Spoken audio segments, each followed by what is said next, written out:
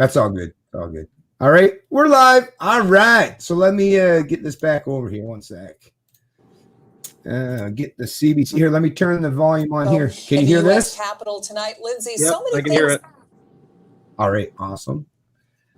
said Okay. about this debate, but I'm going full into the screen debate, here. Joe Biden has the Let's he has listen to the this advantage in foolishness terms here. of what the polls are saying. Yeah, Joe Biden has held a pretty steady lead between 6 and 7% on polling. According to your polls. Nationally, he's leading, though, by a small 2016 redo. Yep. Hey, look at the face on her. She's frozen in time. Hey, what the hell? Oh, are Yeah, we I gonna predict have it's going to issue? be Chris Wallace and Biden just going on about Look at the Trump face not on- paying any taxes. You watch. That's going to be the night.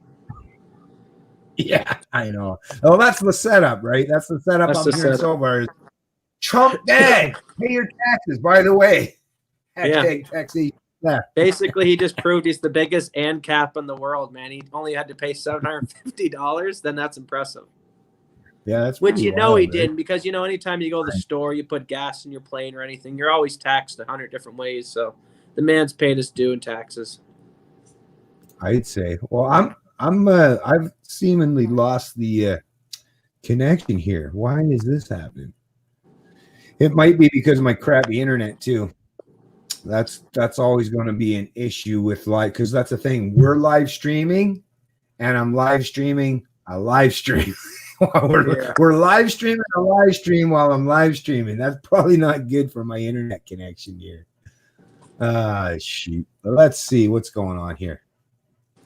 Wonder if I just minimize it for a bit here. Maybe CBC's website's crap. Maybe I'd try like a YouTube stream if you could.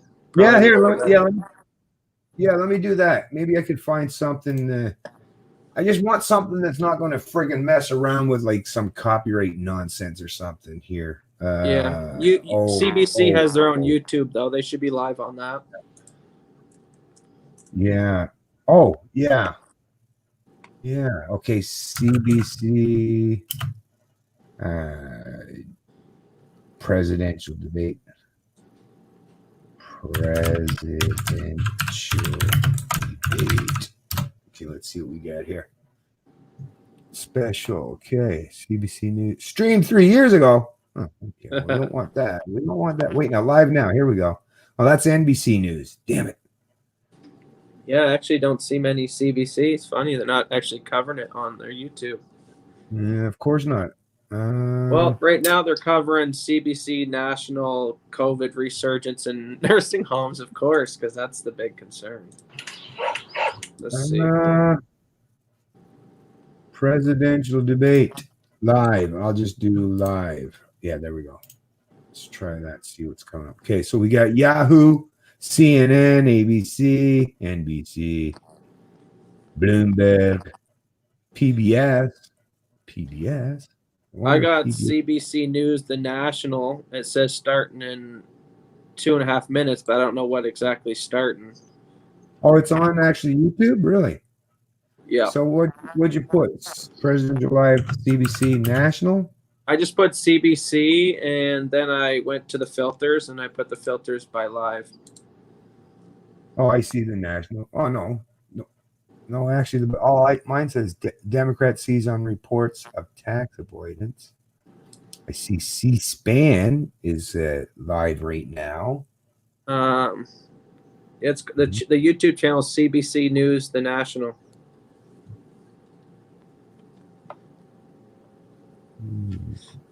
Yeah, CBC. I see that, but it doesn't. Let me drop it to you in Facebook. Okay, wait. Now I see it. Okay. The national live now. I'm not sure if they're going to cover the debate, but I'd imagine. Well, that's the thing. Yeah, it says it's live now, but I don't know. I don't know if they're going to be covering the debate though, like you say. Ontario seeking a resurgent. Well, this is a real nuisance. Here, let me try to see what's happening. Oh, you can do C-SPAN. Without what's underneath. What? Inside You a can do Casper mattress. C-SPAN. I got C-SPAN. Operations.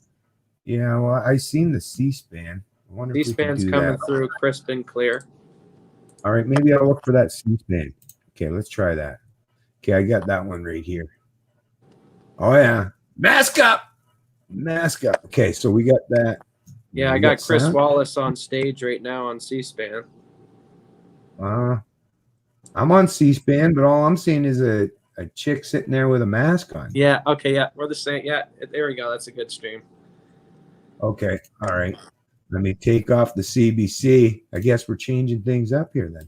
Yeah, Hopefully- C-SPAN's the way to go. Oh, there we go. Here we go. But I'm not getting no sound though. Why am I not getting any sound? They probably don't have sound on until it starts. Oh You know, yeah, true that. Chris yeah. Wallace could be talking crap right now or Yeah, something. he could be. Yeah, true that. Okay. No, oh look, I see the UFC fighter there in the front. Oh, here, let me at least share it on our screen here. Let's get that Yeah. done. So we'll throw this up here.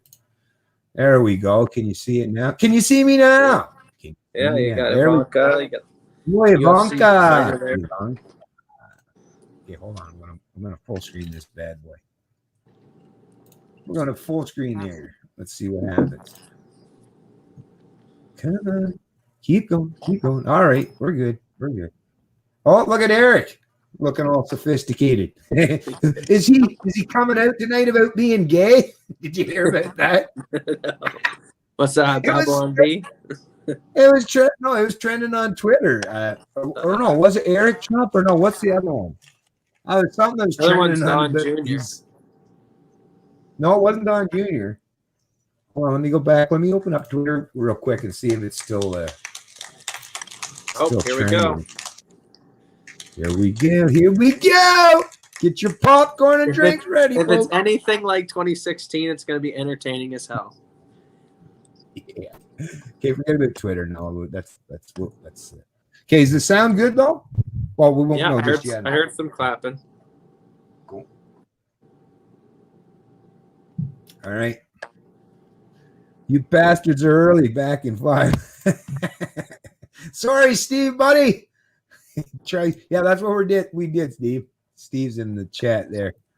Steve Ryan. He's been actually we've known each other well online, of course, but frig way back. I think Steve is like viewer number 1 on my channel. I think. I'm not kidding. I'm serious. But he hit back in 5. He had to go do something, I guess. Anyway, so let's wait till we hear if these Yeah, guys. everyone's grabbing their drinks, their popcorn. Get your drinks and popcorn. Fucking get your. I'll say first before it starts, I'm surprised Biden even showed up. Like, I'm thinking like they're probably going to let him go the first one and see how it goes. And if it's a total train wreck, then they're going to like try to figure some way to make him not do number 2 and 3. But of course, the first, person they get to interview is Chris Wallace, which if anyone watches much Fox News, they understand is probably the most left-wing reporter of the bunch. He's probably one of the hardest on Trump when it comes to criticism. And then I'm also going to point out, the strategic timing of the Trump tax leaks coming out. Of course, that's going to be the main topic you watch. But see, Trump is very good on his feet. And, I'm just waiting for they throw like, oh, well, Trump didn't pay taxes. And then I'm hoping like Trump's like, yeah, well, where's Hunter Biden? Where's your son? What's all the money? And, we're investigating you. Like, it could get real dirty if they wanted to. Oh, yeah. Well, I think that was another thing. In addition to the whole thing about I think it might have been Eric Trump, but something was happening about trending about one of the Trumps anyways. But the other thing that was trending, which might have something to do with if Biden does decent tonight, is Adderall. Adderall was trending on Twitter. I swear to God, Adderall was trending on Twitter. So, maybe he's all pumped right up full of the goods tonight, man. Oh, for sure. He's definitely pumped up. But I mean, if you're one thing about Trump, give him credits where credit's due. The guy flies around every single night and does all these rallies. And even if he's speaking off the teleprompter some, which clearly he's not by how off the cuff he is in some of his speeches, but he can sit up there, and talk for an hour and a half, 2 hours, feed off the crowd's energy. Biden can never do that. His rallies, they exercise social distancing as a way to keep the numbers down, and they put them all in their circles, but there's no enthusiasm. So maybe Biden might even fall asleep here during the podium. I heard he's already been asking and whining for breaks every every 30 minutes. So we'll also pay attention to how many breaks are being taken during this. They'll say it's a commercial break, and they'll have to whisk him away to change his Depends diaper and pump him with some more shots. Come on, man up. Put the fucking pull-ups on. Just fucking go. Come on, man. That's what he's going to say to Trump. In there. Where's your son? And he's going to be like, come on, man. Don't bring that up. No. No, I think Trump will let him set the stage. If he gets nasty, here we go. Western Reserve University and the Cleveland Clinic.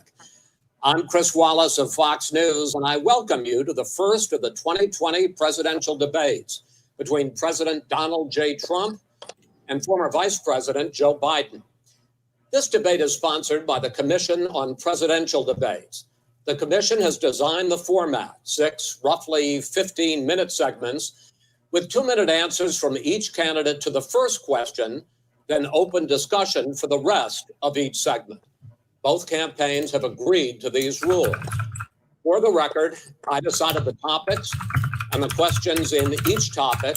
I can assure you, none of the questions has been shared with the commission or the 2 candidates. This debate is being conducted under health and safety protocols designed by the Cleveland Clinic, which is serving as the health security advisor to the commission for all 4 debates. As a precaution, both campaigns have agreed the candidates will not shake hands at the beginning of tonight's debate. The audience here in the hall has promised to remain silent. No cheers, no boos or other interruptions, so we, and more importantly you, can focus on what the candidates have to say. No noise except right now, as we welcome the Republican nominee, President Trump, and the Democratic nominee, Vice President Biden. Here we go.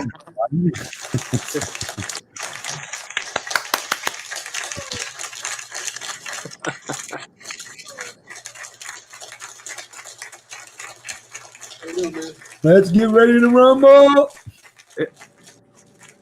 How you doing, man?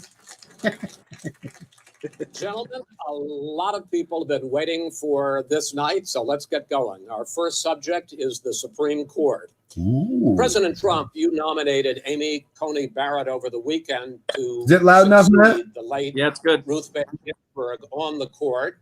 You say the Constitution is clear about your obligation and the Senate's to consider a nominee to the court. Vice President Biden, you say that this is an effort by the president and Republicans to jam through an appointment and what you call an abuse of power. My first question to both of you tonight, why are you right in the argument you make and your opponent wrong? And where do you think a Justice Barrett would take the court? President Trump, in this first segment, you go first, 2 minutes. Thank you very much, Chris. I will tell you very simply, we won the election. Elections have consequences.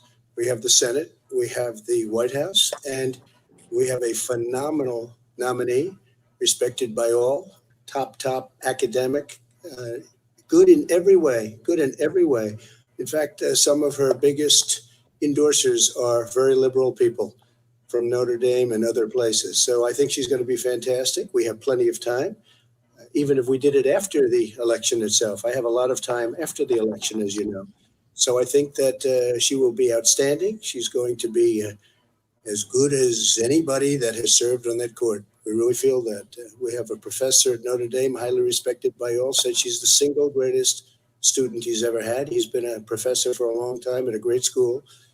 And we won the election, and therefore we have the right to choose her. And very few people knowingly would say otherwise. And by the way, the Democrats, they wouldn't even think about not doing it. If they had, the only difference is they try and do it faster. There's no way they would give it up. They had Merrick Garland, but the problem is they didn't have the election, so they were stopped. And probably that would happen in reverse also. Definitely would happen in reverse. So we won the election, and we have the right to do it, Chris. President Trump, thank you. Same question to you, Vice President Biden. You have 2 minutes. All right. Well, first of all, thank you for doing this. Looking forward to this, Mr. President. Thank you, Jim. The American people have a right to have a say in who the Supreme Court nominee is. And that say occurs when they vote for United States senators and when they vote for the President of the United States. They're not going to get that chance now because we're in the middle of an election already. The election has already started. Tens of thousands of people have already voted. And so the thing that should happen is we should wait. We should wait and see what the outcome of this election is, because that's the only way the American people get to express their view is by who they elect as president and who they elect as vice president. Now, what's at stake here is the president's made it clear he wants to get rid of the Affordable Care Act. He's been running on that. He ran on that, and he's been governing on that. He's in the Supreme Court right now trying to get rid of the Affordable Care Act, which will strip 20 million people from having insurance, health insurance now, if it goes into court. And the justice, and I have nothing, I'm not opposed to the justice. She seems like a very fine person.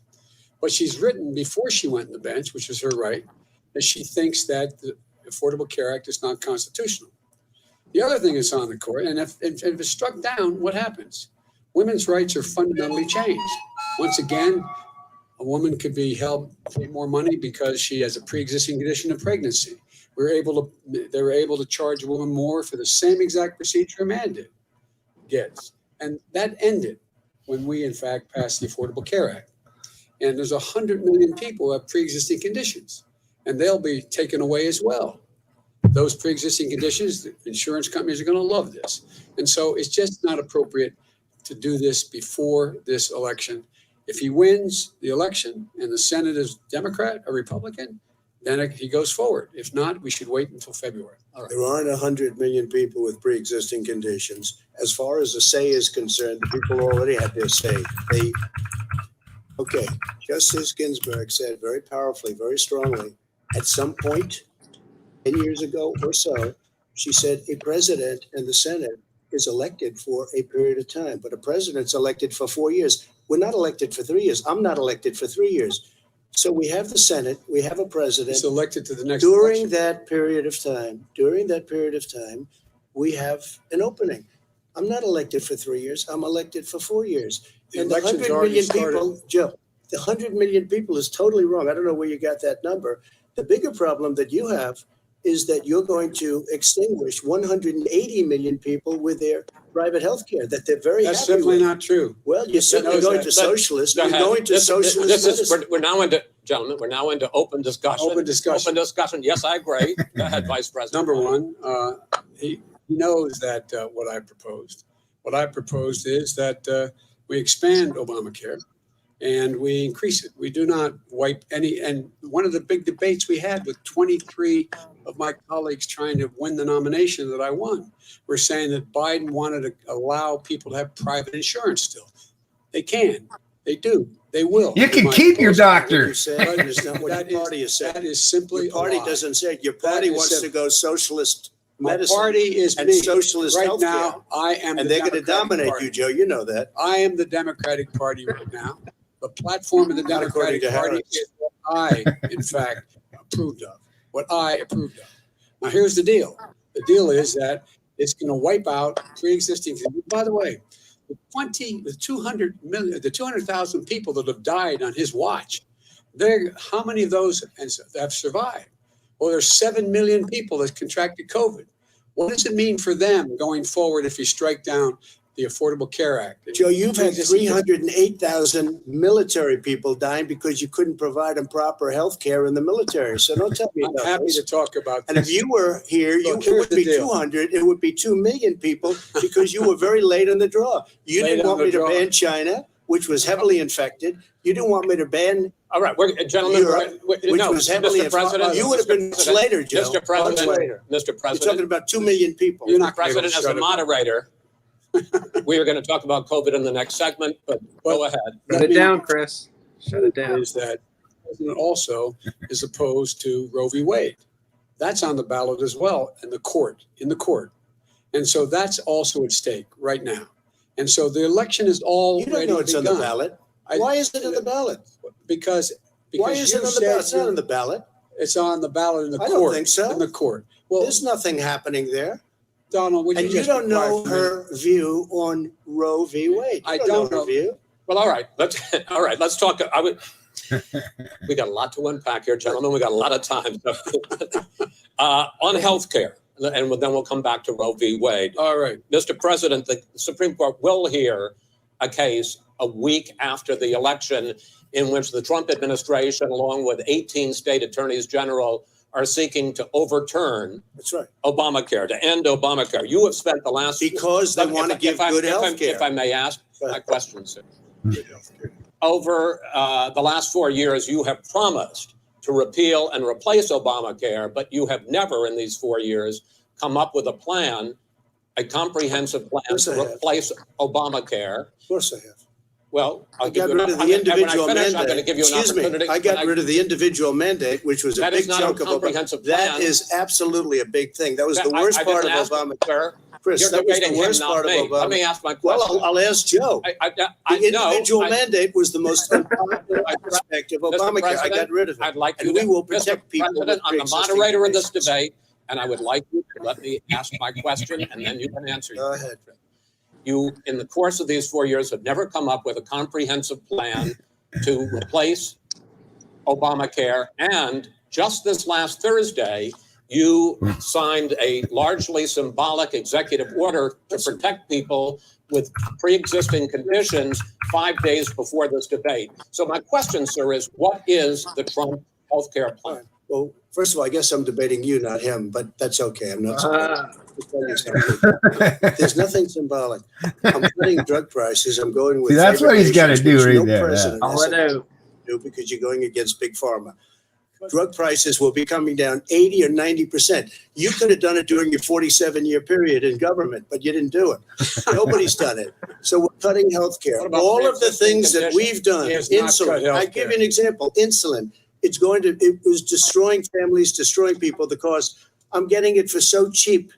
It's like water. You want to know the truth. So cheap. Take a look at all of the drugs what we're doing, prescription drug prices. We're going to allow our governors now to go to other countries to buy drugs Okay. because When in they fact- pay just a tiny As fraction. I say, of this what is we- open discussion. No, Let me but ask this you is about, big- let me, this you'll be is big happy, stuff. sir. You'll be happy. I'm about to pick up on one of your points to ask the vice president, which is he points out that you would like to add a public option to Obamacare. And Yes. the argument that he makes and other Republicans make is that is going to end private insurance. It is And not. well, I Sorry. ask you the question.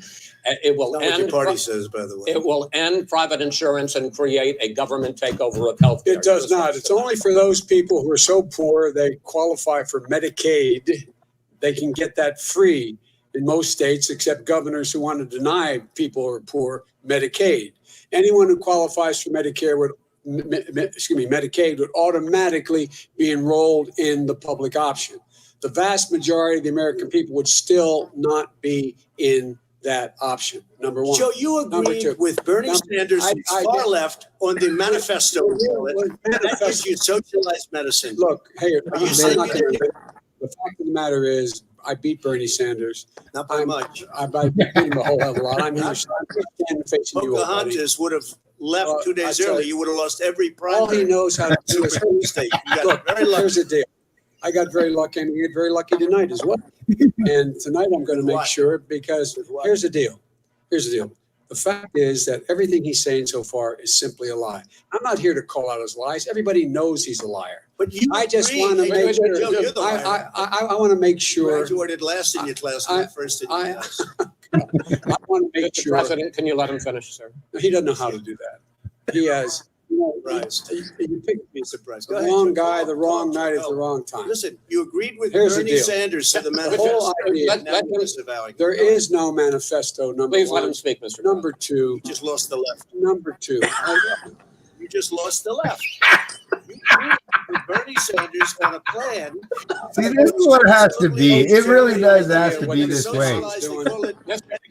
Because he's not a fucking politician. Fucking, he's got to do. This is how Trump works, man. Needing health care because he in fact already has cost 10 million people their health care that they had from their employers because of his recession. I'm with Number one. Steve on Number that. two, Yeah. there are 20 million people getting health care through Obamacare now that he wants to take it away. He won't ever look you in the eye and say that's what he wants to do. Take it away. No, I want to give them Number better three. health care at a But- much lower price But, because and by the way, Obamacare he doesn't is know no how. good. He doesn't know how I've to do already that. fixed it. He has never I've offered already a fixed plan. it to an extent. He has never Obamacare, done a as you single might thing. know, but probably don't. Gentlemen, you realize if you're both speaking at the same time, and it's too expensive. let the president, go ahead, sir. Obamacare is no good. We made it better. And I had a choice to make very early on. We took away the individual mandate. We guarantee pre-existing conditions, but took away the Not individual true. mandate. Listen, this is the way it is. And that destroyed, they couldn't even call it Obamacare. That I had a choice to make. Do I let my people run it really well or badly? If I run it badly, they'll probably blame him, but they'll blame me. But more importantly, I want to help people. Okay? I said, you got to run it so well. That's what And I just had a meeting with them. They said the problem is no matter how well you run Obamacare, it's a disaster. It's too expensive. I got you. Premiums I are got too high, and That's it what his doesn't work. people- that's what his So people we say. do want to get No, rid of it. It's Chris, an we open- want to get rid of it. I and understand get it, sir, but something I have that's to cheaper give and you roughly equal time. Good. Please let the vice president talk. Good. He has no plan for health care. Of course we do. Please. He sends out wishful thinking. He has executive orders that have no power. He hasn't lowered drug costs for anybody. He's been promising a healthcare plan since he got elected. He has none, like almost everything else he talks about. He does not have a plan. He doesn't have a plan.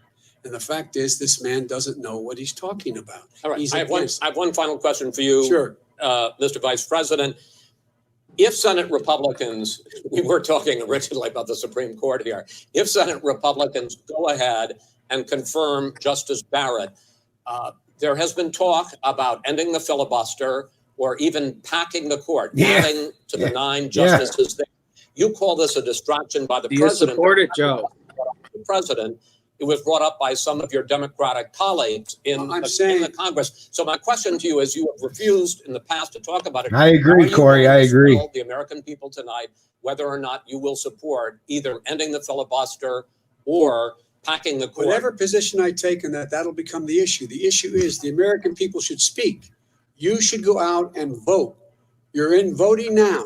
Vote and let your senators know how Are you gonna strongly pack you the feel. court? Vote You're now. going to pack the Make court? sure you, in fact, Exactly, let people know Steve. He doesn't want you're a to answer the senator. question. I'm not going to answer the question Why would because you answer that because question? the question You want to put a is- lot of the new question Supreme Court is- justices, the radical question- left. would you Who is shut your, up, man? listen, who is on Would your you list, shut- Joe? This Who's is on your all right. list? Gentlemen, I think This we've is ended so this. Oh, Come come on, on. man. Put your gloves on them and let We them have go ended for this crying out. segment. We're going to move on to the second segment. That was really a productive segment, wasn't it? Keep yapping, man. The people understand, Joe. Yeah. 47 years you've done nothing. They understand. Oh. All right. The second subject is COVID-19, which is an awfully serious subject. So let's try to be serious about it. We have Oh, had my more than God. 7 million cases of coronavirus in the United States, and more than 200,000 people have died. Even after we produce a vaccine, experts say that it could be months or even years before we come back to anything approaching normal. My question for both of you is, based on what you have said and done so far and what you have said you would do starting in 2021, why should the American people trust you more than your opponent to deal with this public health crisis going forward? In this case, the question goes to you first, sir. 2 minutes uninterrupted. Good luck. 200,000 dead. As you said, over 7 million infected in the United States. We, in fact, have 4% of the world's population, 20% of the deaths. 40,000 people a day are contracting COVID. In addition to that, about between 750 and 1,000 people a day are dying. When he was presented with that number, he said, it is what it is. Well, it is what it is because you are who you are. That's why it is. The president has no plan. He hasn't laid out anything. He knew all the way back in February how serious this crisis was. He knew it was a deadly disease. What did he do? He's on tape as acknowledging he knew it. He said he didn't tell us or give people a warning of it because he didn't want to panic the American people. You don't panic. He panicked. In addition to that, what did he do? He went in and he we were insisting that the people we had on the ground in China should be able to go to Wuhan and determine for themselves how dangerous this was. He did not even ask Xi to do that. He told us what a great job Xi was doing. He said we owe him a debt of gratitude for being so transparent with us. And what did he do then? He then did nothing. He waited and waited and waited. He still doesn't have a plan. I laid out back in March exactly what we should be doing. And I laid out again in July what we should be doing. We should be providing all the protective gear possible. We should be providing the money the House has passed in order to be able to go out and get people the help they need to keep their businesses open schools. It costs a lot of money. You should get out of your bunker and get out of the sand trap and get in your golf course and go in the Oval Office and bring together the Democrats and Republicans and fund what needs to be done now to save lives. So if we would have listened to you. You have 2 minutes, sir. If we would have listened to you, the country would have been left wide open. Millions of people would have died, not 200,000. And one person is too much. It's China's fault. It should have never happened. They stopped it from going in, but it was China's fault. And by the way, when you talk about numbers, you don't know how many people died in China. You don't know how many people died in Russia. You don't know how many people died in India. They don't exactly give you a straight count, just so you understand. But if you look at what we've done, I closed it and you said he's xenophobic. He's a racist and he's xenophobic because you didn't think I should have closed our country. Wait a minute. It says 2 minutes. You didn't think we should have closed our country because you thought it was terrible. You wouldn't have closed it for another 2 months. By my doing it early, in fact, Dr. Fauci said, President Trump saved thousands of lives. Many of your Democrat governors said, President Trump did a phenomenal job. We worked with the governor. Oh, really? Go take a look. The governors said I did a phenomenal job. Most of them said that. In fact, people that would not be necessarily on my side said that. President Trump did a phenomenal job. We did. We got the gowns. We got the masks. We made the ventilators. You wouldn't have made ventilators. And now we're weeks away from a vaccine.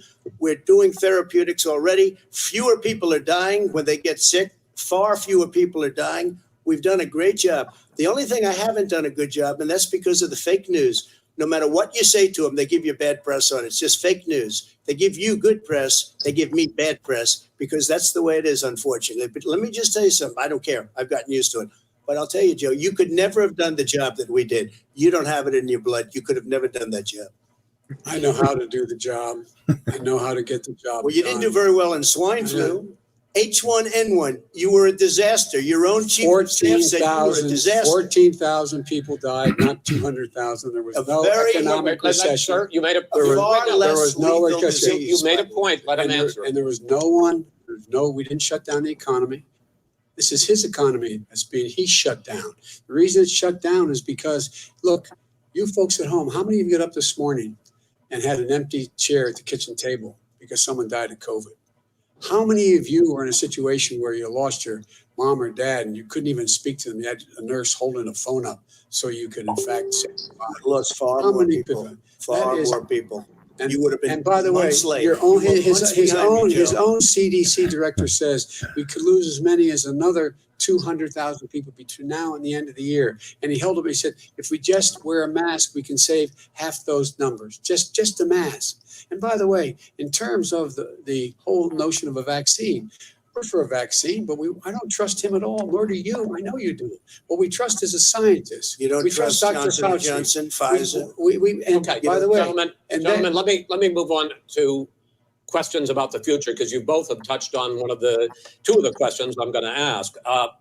Focusing on the future first, President Trump, you have repeatedly either contradicted or been at odds with some of your government's own top scientists. The week before last, the head of the Centers for Disease Control, Dr. Redfield, said it would be summer before the vaccine would become generally available to the public. You said that he was confused and mistaken. Those were your two words. Yeah. But Dr. Slaoui, the head of your Operation Warp Speed, has said exactly the same thing. Are they both wrong? Well, I've spoken to the companies and we can have it a lot sooner. It's a very political thing because people like this would rather make it political than save lives.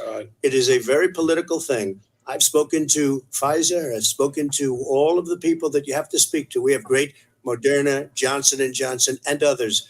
They can go faster than that by a lot. become very political because the left, or I don't know if I call So it you're left, I don't know suggesting what I that the call it. head of your Operation Warp Speed, Dr. I Smiley, disagree with him. Yeah, no, I disagree with both of them.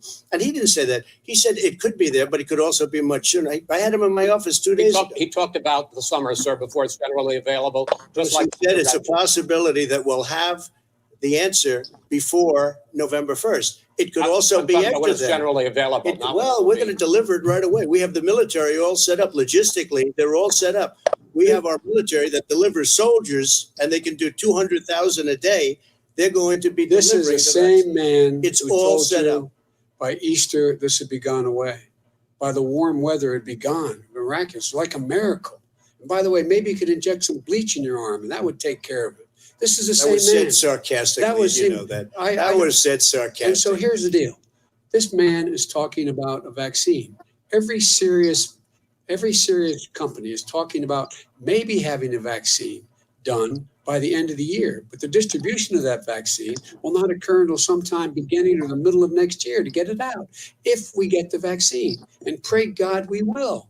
Pray God we will. Mr. Vice President, I want to pick up You'll have on the vaccine I sooner want to than pick that. up on this question, though. You say the public can trust the scientists, but they can't trust President Trump. In fact, you said that again tonight. Your running mate, Senator Harris, goes further, saying the public health experts, quote, will be muzzled, will be suppressed.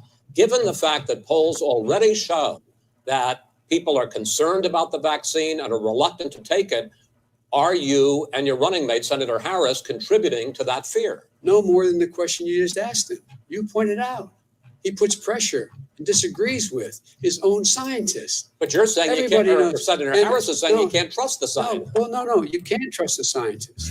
She didn't say that. You can't trust She the said the public health Did say experts, that. quote, will be Damn, he's muzzled, the will be boot. Yes. suppressed. Well, that's what he's going to try to do. But I agree, there's Corey. I scientists, agree. Thousands of scientists out there, like here at this great hospital, that don't work for him.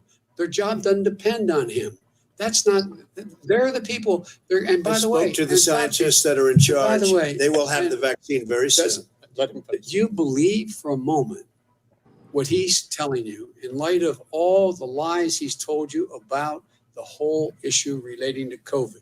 He still hasn't even acknowledged that he knew this was happening, knew how dangerous it was going to be back in February, and Oh, he really? didn't even tell you. He's on record as saying it.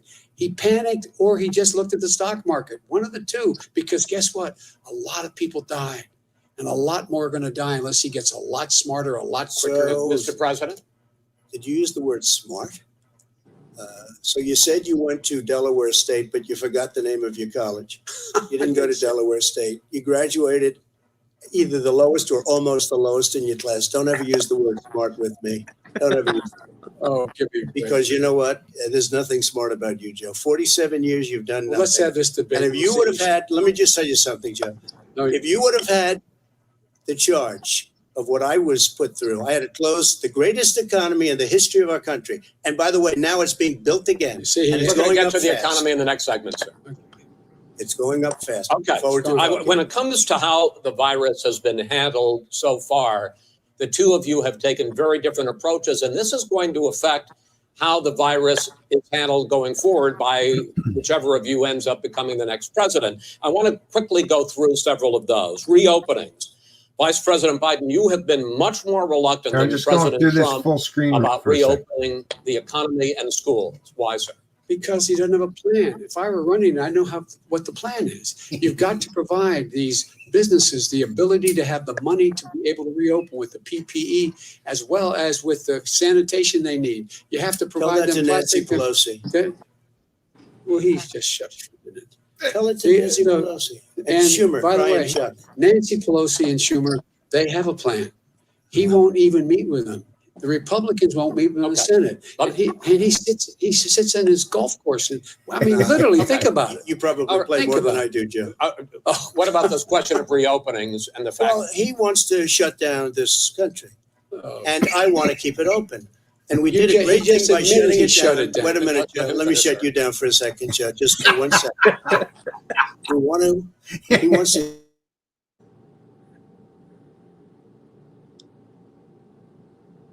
Oh, Lost sound. problem with Oh, there we go. diabetes. Oh, different oh, problems sorry. are Oh, that's right. Too. very, My very mic is what you vulnerable. need. We learned yeah. a lot. Never Young mind. children aren't. Even younger people aren't. Shut We've learned you a down, lot. Joe. But he wants to shut it down.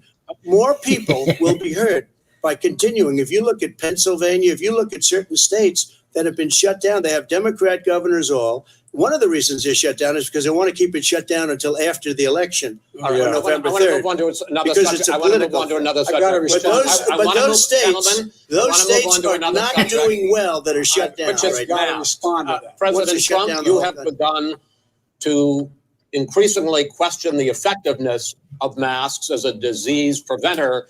And in fact, recently you have cited the issue of waiters touching their masks and touching plates. Are you questioning No, I the think masks are efficacy okay. of You have to masks? understand, if you look, I mean, I have a mask right here. I put a mask on it, when I think I need it.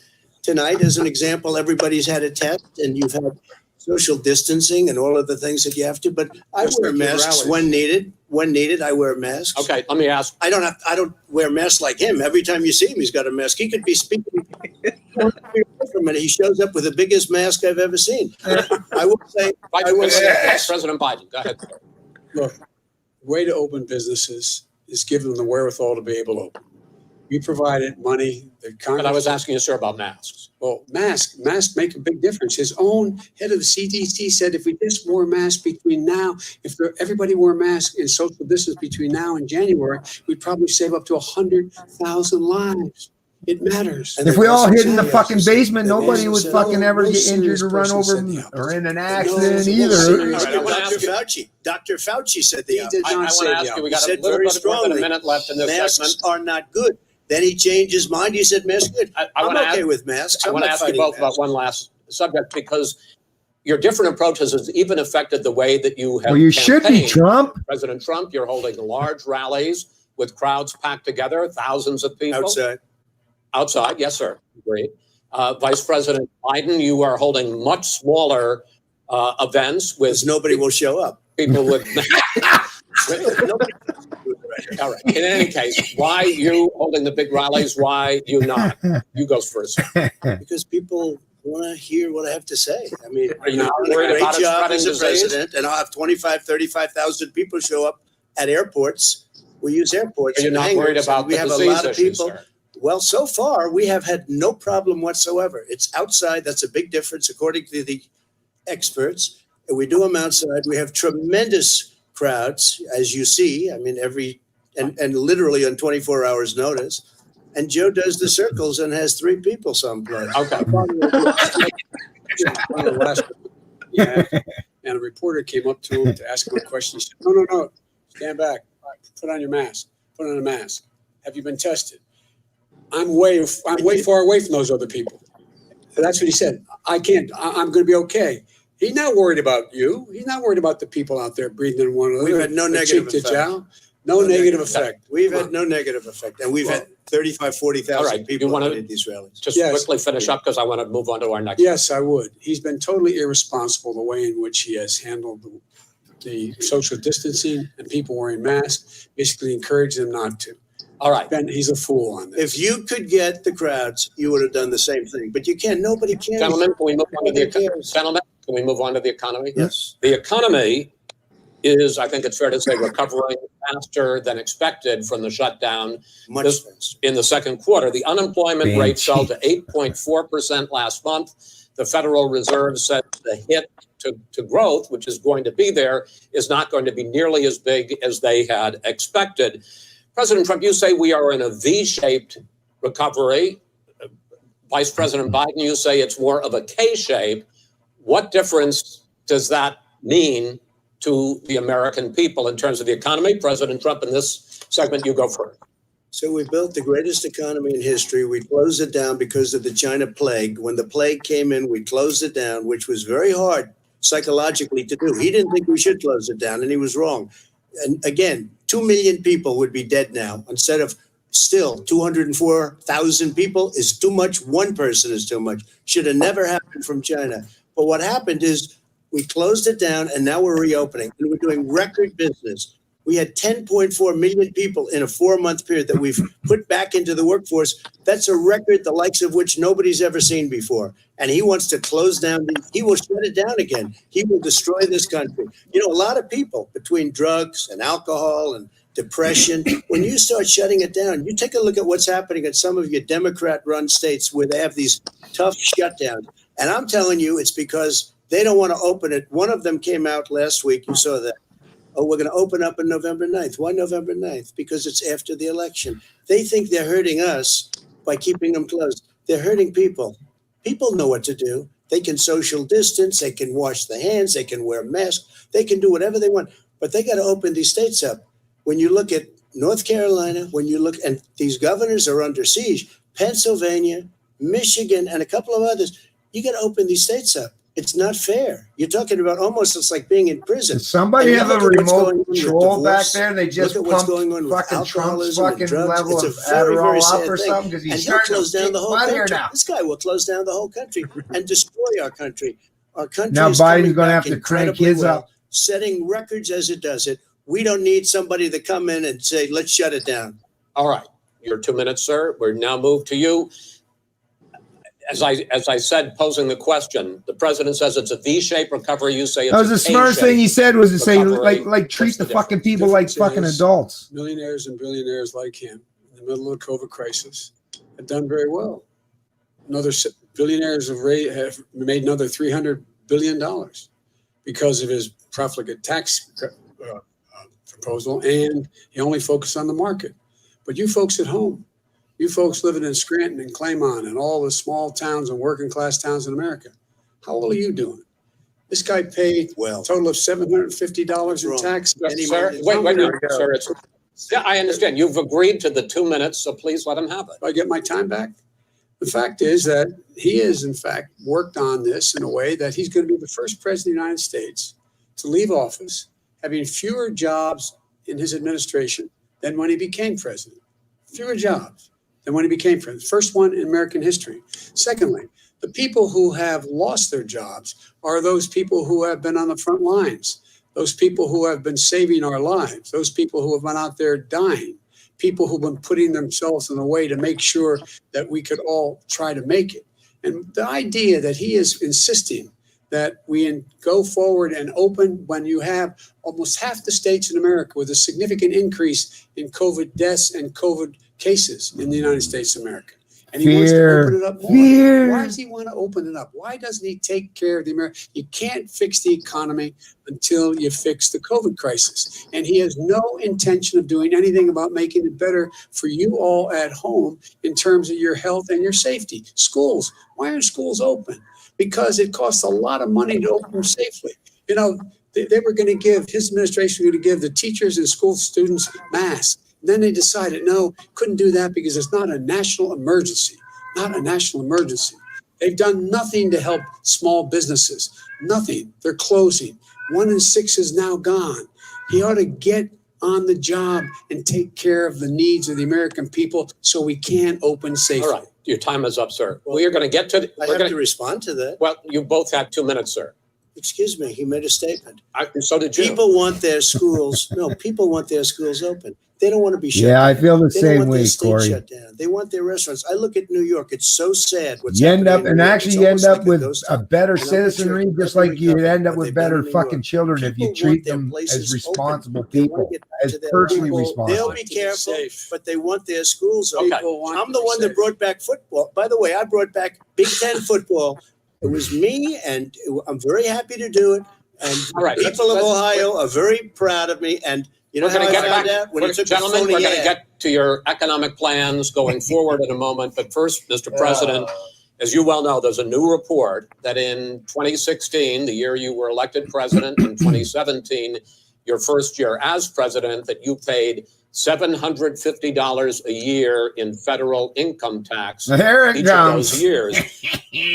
I know that you pay a lot of other taxes, but I'm asking you the specific question. You know how Is much it I true wish that you would paid say $750 taxation is in theft. federal income taxes each of those 2 years? I paid millions of dollars in Ah, taxes, damn it. millions of dollars of income tax. And let me just tell you, There was a story in one of the papers. Show us your tax I paid returns. $38 million. That would have been one of those I paid fucking 27 thug million moments, dollars you know? a year. Yeah. I went. You'll see it as soon as it's finished. You'll see it. You know, if you want to do, go to the Board of Elections. There's a 118-page or so Yeah. report that says everything I have, every bank I have, I'm totally under leveraged because the assets are extremely good, and I built a Sir, great I'm asking you company. a specific question, which But is. let me tell you. I understand all of that. Release your I tax understand return. all of that. But let No, Mr. Go President, ahead. I'm asking you a question. Will you tell us how much you paid in federal income taxes in 2016 and 2017? Millions of dollars. You paid millions of dollars? Millions of dollars. So yes. not 750. Millions of dollars, and you'll get to see it. And you'll get to When? see it. But let In me just Shamar? tell you, Chris, let me just say something, that it was the tax laws. I don't want to pay tax.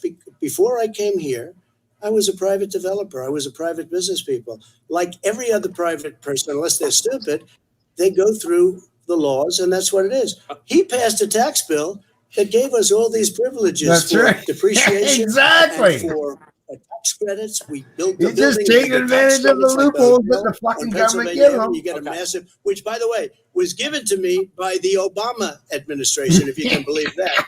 Now the man got fired right after that happened. But There you go. There you go. I do want to respond.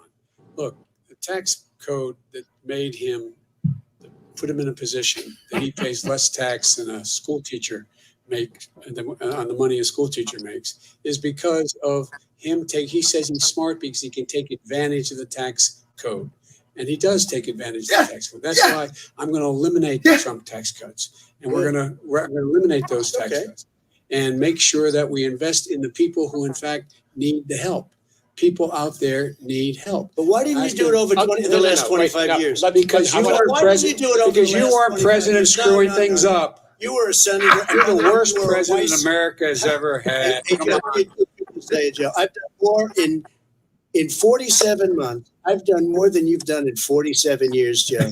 We've done things that you never even thought of doing, Okay. including Gentlemen. fixing the broken military that you gave me, including let's- taking care of We're your talking, vets. Mr. President, we're talking about the economy. I'd like to ask you about your plan going forward because, Mr. Vice President, your economic plan, if you were to be Yes, elected sir. president. That was focuses a important. lot I don't on know big if you government, big all folks taxes, realize though, big but that spending. was I wanna really important to focus point to first the on the fact taxes. that yes, rich You people, of course, they don't propose more fucking than pay $4 fuck all for trillion taxes, but it's over a because decade of government new basically taxes makes it that way. on So it's individuals not making even more that than government gives a shit. $400,000 Joe a Biden year don't give and a on shit. He'd take the corporations. same kind of President tax Trump breaks for says that himself. that kind of Guaranteed an if you check increase his in fucking taxes his is taxes. going to hurt the economy as it's just coming out of a recession. Well, just take a look at what is the analysis done by Wall Street firms. Points out that my economic plan would create 7 million more jobs than his in 4 years, number one.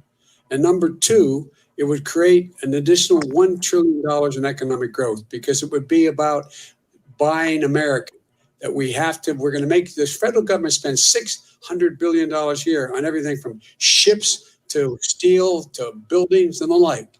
And under my proposal, we're going to make sure that every penny of that has to be made by a company. But in respectfully, America. sir, I'm talking about taxes, not spending. By the way, I'm going to eliminate a significant number of the tax. I'm going to make the corporate tax 8%. It shouldn't be 21%. You have 91 companies, in the Fortune 500 who don't pay a single penny in tax, making billions of dollars. Why didn't you do it Billions before of when you were vice president with Obama? Because you, in fact, passed that. That was That's right. your I got tax it. proposal. I got it done. And you know what Yeah, happened? you got it done. Our economy boomed And, like it's never boomed. The economy Well, is Mr. President, Mr. President, let me pick up on that. You would continue your free market approach, lower taxes, more deregulation, correct? not lower taxes for American people. Let me. Excuse me. But in Obama's, you talk about the economy booming. It turns out that in Obama's final 3 years as president, more jobs were created, 1.5 million more jobs than in the first 3 years of your presidency. They had the slowest recovery economic recovery since 1929. It was the slowest recovery. Also, they took over something that was down here. All you had to do is turn on the lights and you pick up a lot. But they had the slowest economic recovery since 1929. Let me tell you about the stock market. When the stock market goes up, that means jobs. It also means 401ks. if you got in, if you ever became president with your ideas, you want to terminate my taxes, I'll tell you what, you'll lose half of the companies that have poured in here will leave, and plenty Half of of the companies that are companies- already here, they'll leave for Hardly any other companies places. have They will poured in leave, here. and you will have a Have it. depression, the That- likes that- of which you've never seen. Look, Mr. we Vice President. inherited the worst recession short of a depression in American history. I was asked to bring it back. We were able to have an economic recovery that created the jobs you're talking about. We handed him a booming economy. He blew it. It wasn't He blew booming. it. He It blew it. wasn't booming. It It was was the weakest Well, sir, recovery is it since fair to, wait, is it fair 1929. to, is it fair to say he blew it when, in When fact, there was, COVID came. when there was record low unemployment Yeah. before COVID? Yeah, but because what he did, even before COVID, manufacturing went in the hole. Manufacturing went in the hole. Excuse Number me, one. Chris. Wait, Number two. Chris. Number three. They said They- it would they- take. No, you were number two. No, Chris. They said it would This take guy. a miracle to bring back manufacturing. I brought back 700,000 jobs. They brought back nothing. They gave up on manufacturing. We Part did of not my do that. standard fare. I'm the guy He that brought totally back gave the up on automobile industry. All manufacturing. right, let him, We brought back, I was asked to bring back Chrysler and General Motors. We brought them back right here in the state of Ohio and Michigan. He blew it. They're gone. He blew it. And in fact, they're going. Ohio had the best year it's ever had last year. Michigan had the best year they've ever had. That is not Many true. car companies No, came in from Germany, from Japan, no. went to Michigan, No, went to They're Ohio. not happening. And they Mr. didn't Vice, come wait, in wait, with you. Mr. Vice President, go ahead. And so you take a look at what he's actually done. He's done very little. His trade deals are the same way. He talks about these great trade deals. You know, he talks about the art of the deal. China's perfected the art of the steal. We have a higher deficit with China now than we did before. We have the highest trade deficit China with ate Mexico. your lunch, All down right, gentlemen, 18%. in- China ate your lunch, Joe. And no wonder your son goes in and he takes out billions of dollars, to manage. He makes millions of dollars. And also, Simply while we're not at it, true. why is Not it, just out of curiosity, the mayor of Moscow's wife gave your son $3.5 million. That's What not did he true. do to deserve it? That What is did he do with Burisma none to of deserve that. $183,000? None You've of asked your that is question, true. let him answer. None of that is true. Oh, really? He didn't Totally, get But no, $3.5 million? Mr. President, it's Mr. totally, President, please. you've asked totally a question. discredited. Totally discredited. Please. By the way, Well, wait, did No, he get no, $3.5 million, Joe? Mr. Vice, He got Mr. $3.5 million. President, it is not true. Oh, really? Mr. Oh, President, But it's an open discussion, please. No, It's a fact. Well, it you is have not. raised an issue, let the It's been Vice totally President answer. discredited. Did There was a Burisma pay him report. $183,000 a month with no experience in energy? Mr. Look, President, no My job. son did nothing wrong at Burisma. I think he and did. Mr. The only guy President, that let did him something- answer. He doesn't want to let me answer because he knows I have the truth. His position has been totally, thoroughly By discredited. who? And you The media. by everybody. Well, by the By the media, media, by our because they refuse to allies, talk by the about it World because they're Bank, embarrassed. by everyone has discredited.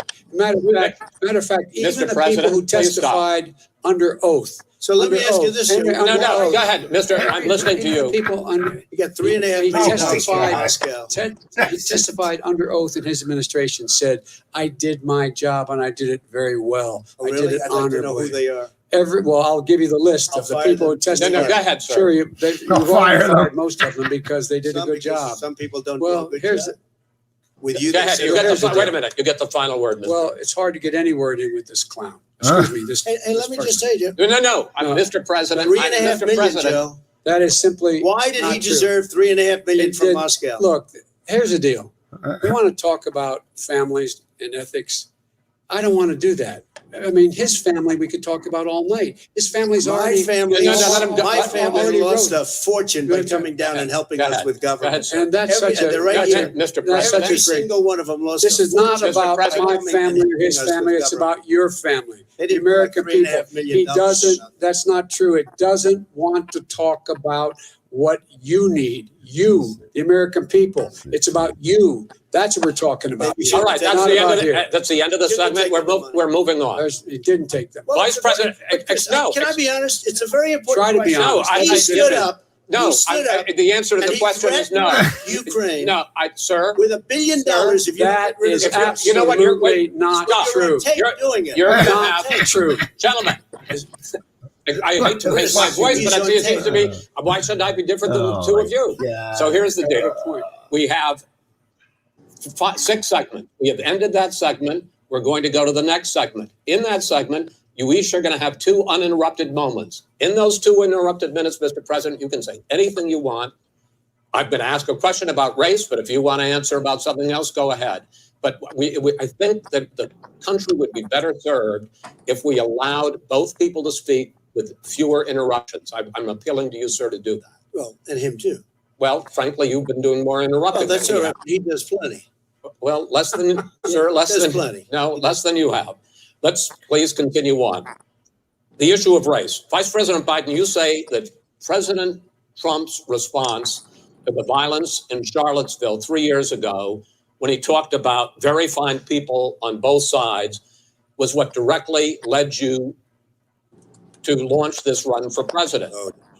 President Trump, you have often said that you believe you have done more for Black Americans than any president, with the possible exception of Abraham Lincoln. My question for the two of you is, why should voters trust you rather than your opponent to deal with the race issues facing this country over the next 4 years? Vice President Biden, you go first.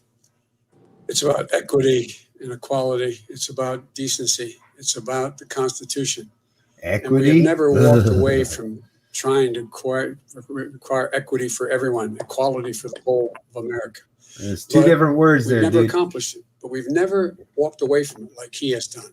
It is true. The reason I got in the races with those people, close your eyes. Remember what those people look like coming out of the fields carrying torches, their veins bulging, just spewing anti-Semitic bile, and accompanied by the Ku Klux Klan. A young woman got killed.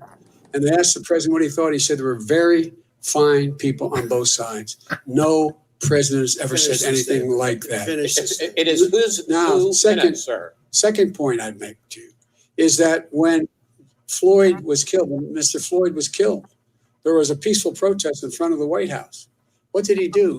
He came out of his bunker, had the military use tear gas on him so he could walk across to a church and hold up a Bible. And then what happened after that? The bishop of that very church said that it was a disgrace. The general who was with him said all he ever wants to do is divide people, not unite people at all. This is a president who has used everything as a dog whistle to try to generate racist hatred, racist division. This is a man who, in fact, you talk about helping African Americans. 1 in 1,000 African Americans has been killed because of the coronavirus. And if he doesn't do something quickly, by the end of the year, 1 in 500 will have been killed. 1 in 500 African Americans. This man is a savior of African Americans. This man cares at all. This man's done virtually nothing. Look, the fact is that you have to look at what he talks about. You have to look at what he did. And what he did has been disastrous for the African American community.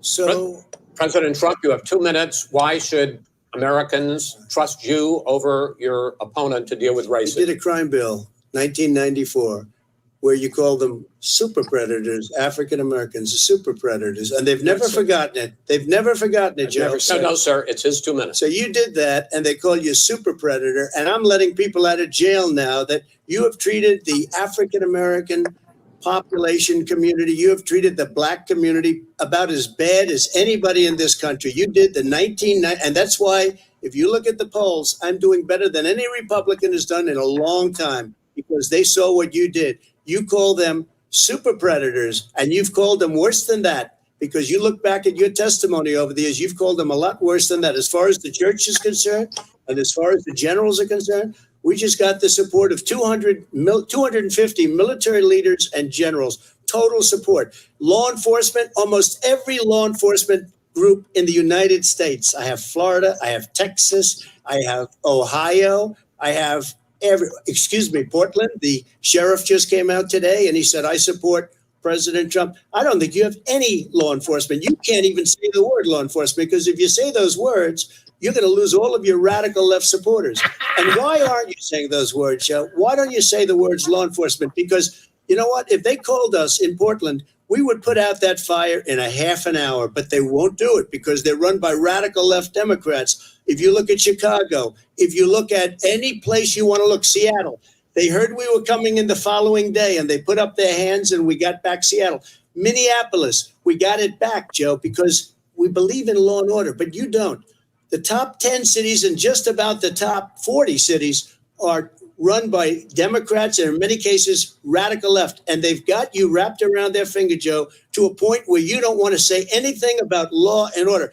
And I'll tell you what, the people of this country want and demand law and order, and you're afraid to even say it. All right. I want to return to the question of race.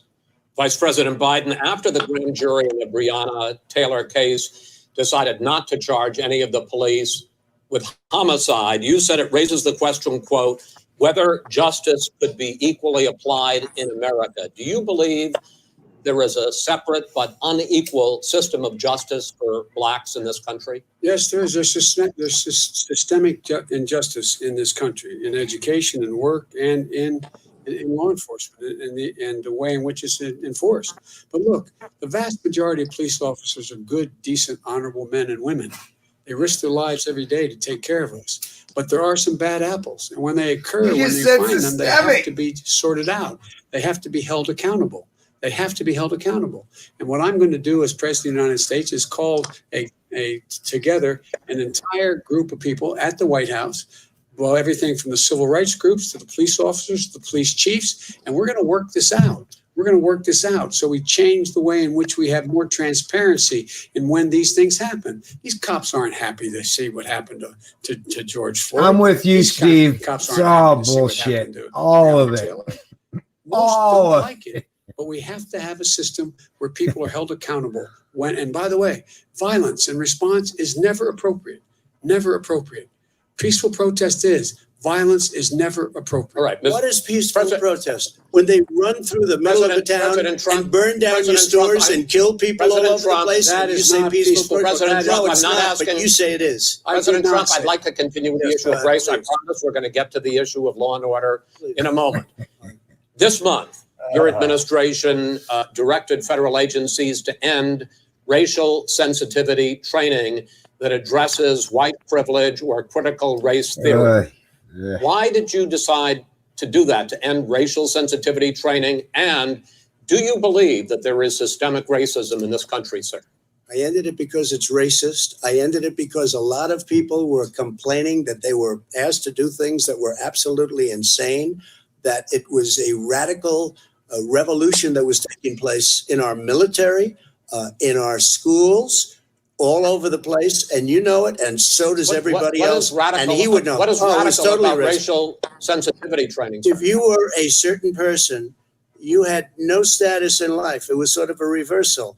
And if you look at the people, we were paying people hundreds of thousands of dollars to teach very bad ideas and frankly, very sick ideas. And really, they were teaching people to hate our country. And I'm not going to do that. I'm not going to allow that to happen.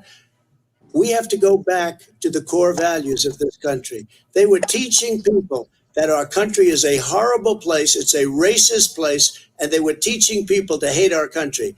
And I'm not going to allow that to happen. Vice President Biden? Nobody's doing that. He's No, the you- racist. You just don't. Here's the deal. I know a lot more about You this. don't than know. he does. Let him finish. The fact is that there is racial insensitivity. People have to be made aware of what other people feel like, what insults them, what is demeaning to them.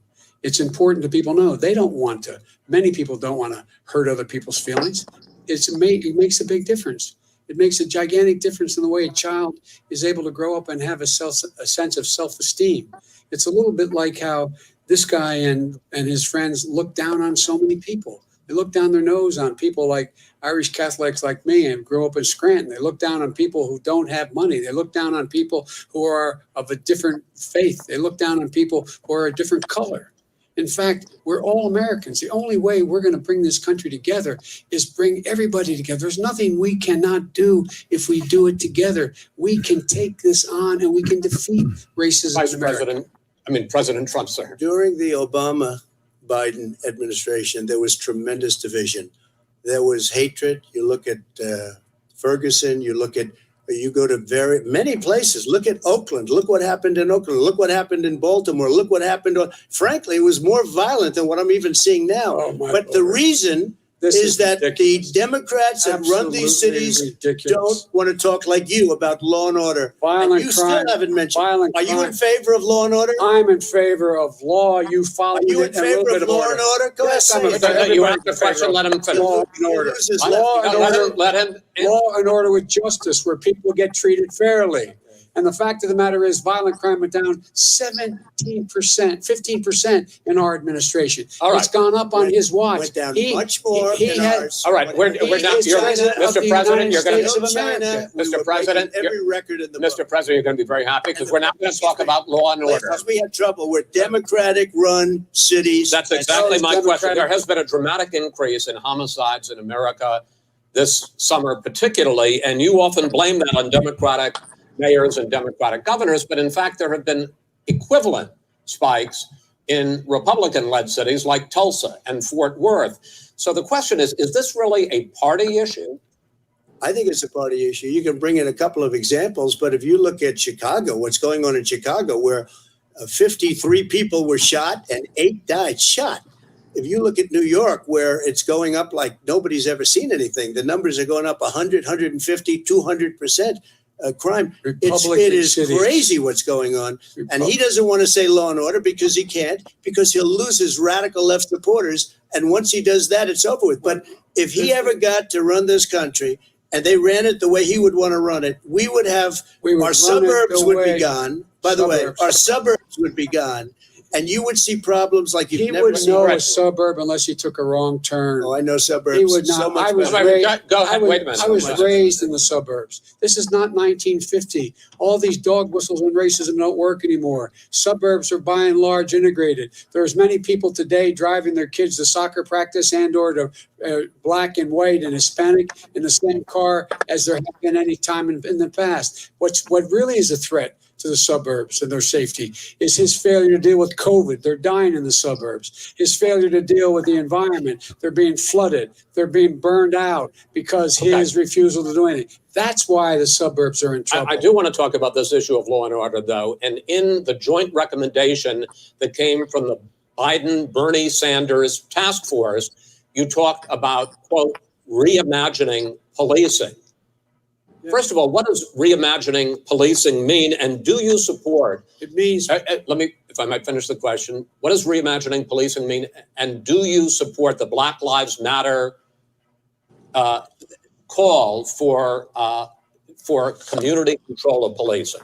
Look, what I support is the police having the opportunity to deal with the problems they face. And I'm totally opposed to defunding the police officers. As a matter of fact, local police, the only one defunding in his budget calls for a $400 million cut in local law enforcement assistance. They need more assistance. They need, when they show up for a 9/11 call, to have someone with them as a psychologist or psychiatrist to keep them from having to use force and be able to talk people down. We have to have community policing like we had before, where the officers get to know the people in the communities. That's when crime went down. It didn't go up, it went down. And so we have to be engaged. That's not what in they're prevention. talking about, That's- Chris. That's well, not what that- they're talking about. that's He's talking exactly- about defunding the That police. That is not true. He doesn't have any Would- law Would you support. look? He has no law enforcement That's not support. true. Almost That's nothing. not. Look, Oh, really? Who do you have? Name one group that supports you. Name one group that came out and supported you. Go Look, ahead. look. Think. We have time. we don't have time to do No, anything. think All right.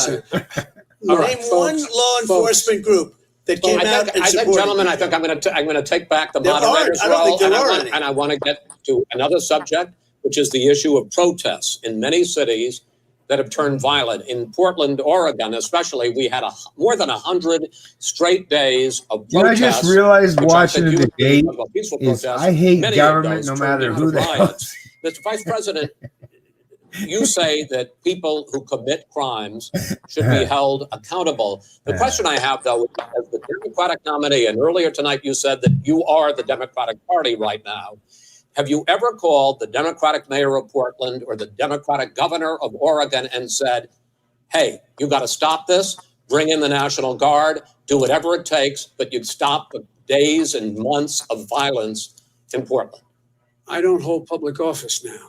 I am a former vice president. I've made it clear. I've made it clear in my public statements that the violence should be prosecuted. It should be prosecuted. And anyone who commits it. But should you've be never called for prosecuted. the people, He's never the said leader, excuse me, sir. You have never called for the leaders in Portland and in Oregon to call Because bring in they- the National Guard and knock Well, off 100 days of riots. They can, in fact, take care of it if he just stay out of the way. Look, here, Oh, really? here- Oh, really? here's the But that- thing. no, I that's- sent sir, in the no, wait, I U.S. asked him a Marshals question. to get the killer of a Vince. young man in the middle of the street, and they shot him. And for 3 Vince, days, President Portland wouldn't do Trump anything. I is had to send in interrupting the U.S. Marshals, and they President took Trump. care of business. Go ahead, sir. And by the way, his own former spokesperson said, riots and chaos and violence help his cause. That's what this is all I about. don't know who said that. I do. Who? I think Kellyanne Conway. I don't think she said She said that. that. I And don't- so here's All right, here's the point. go The ahead. point is that's what he keeps trying to rile everything up. He doesn't want to calm things down. Instead of going in and talking to people and saying, let's get everybody together, figure out how to deal with this. What's he do? He just pours gasoline in the fire constantly And- every single solitary Okay, time. and to end this, button up this segment, I'm going to give you a minute to answer, sir. You have repeatedly Well, wait, I criticized. have to answer his No, statement. you have His statement? repeatedly. Wait, You have just one repeated. No, second. you've been talking He back made and a forth. statement. I'm asking you. I would no, love to end it. sir. I would love to end it. and if we you went want to very- switch seats, We went very quickly. We can do that. But I'd I'm send no, in the National Guard, it would be open. There'd be no problem. okay. But they don't want to accept the National Guard. You have repeatedly criticized the vice president for not specifically calling out Antifa and other left-wing That's right. extremist groups. But are you willing tonight to condemn white supremacists and militia groups Sure. and to say that they need to stand down and not add to the violence in a number of these cities, as we saw in Kenosha and as we've seen in Portland? Sure, Are you I'm willing prepared to to do that, specifically but do it? Well, I go would ahead, say sir. I would say almost everything I see is from the left wing, not from the right So wing. what are you If saying? I'm willing to do anything. I want to see Well, peace. then do it, sir. Say it. Do it. Say it. You want to call him? What do you want to call him? Give me a name. Give me a White name. Go ahead. supremacists Who and would right you like me to supremacists. condemn? Supremacists and right-wing Proud militia. Boys, stand back and stand by. But I'll tell you what. Somebody's got to do something about Antifa and the left, because this is not a right-wing problem. His This own is a left-wing. FBI director This said is a the threat left-wing of problem. white Go ahead, sir. supremacists. Antifa's an idea, not an Oh, organization. you got it. Not militia. His It's an idea. his Okay. FBI director Gentlemen, said. Well, then you know what? He's No, we're wrong. done. We're done, sir. We're moving on to the next. We're everybody- moving. When a bat hits you in the head, that's not an idea. Everybody in Antifa your is bad. administration tells you the truth. Has a bad idea. Can I tell you what? You have no idea. Antifa is a dangerous All right, radical gentlemen, we're group, now moving on to the Trump and and you ought to be Biden careful with records. them. They'll overthrow you. When a in 2 president, seconds. I'm going to ask a question. When the president seeks a second term, it is generally a referendum on his record. But Vice President Biden, you like to quote one of your dad's sayings, which is, don't compare me to the almighty, compare me to the alternative. And in this case, sir, you are the alternative. Looking at both of your records, I'm going to ask each of you, why should voters elect you president over your opponent? In this segment, President Trump, you go first, 2 minutes. Because there has never been an administration or president who has done more than I've done in a period of 3.5 years. And that's despite the impeachment hoax. And you saw what happened today with Hillary Clinton, where it was a whole big con job. But despite going through all of these things, where I had to fight both flanks and behind me and above, there has never been an administration that's done what I've done. The greatest, before COVID came in, the greatest economy in history, lowest unemployment numbers. Everything was good. Everything was going. And by the way, there was unity going to happen. People were calling me for the first time in years. They were calling and they were saying, it's time maybe. And then what happened? We got hit, but now we're building it back up again. A rebuilding of the military, including Space Force and all of the other things. A fixing of the VA, which was a mess under him. 308,000 people died because they didn't have proper health care. He was a mess. And we now got a 91% approval rating at the VA, our vets. We take care of our vets. But we've rebuilt our military. The job that we've done, and I'll tell you something, some people say maybe the most important. By the end of the first term, I'll have approximately 300 federal judges and Court of Appeals judges, 300, and hopefully 3 great Supreme Court justices. That is a record, the likes of which very few people, and you know one of the reasons I'll have so many judges, because President Obama and him left me 128 judges to fill. When you leave office, you don't leave any judges. That's like, you just don't do that. They left 128 openings. And if I were a member of his party, because they have a little different philosophy, I'd say if you left us 128 openings, you can't be a good president. You can't be a good vice president. But I want to thank you because it gives us almost, it'll probably be above that number by the end of this term. Fine, sir. 300 judges. It's a record.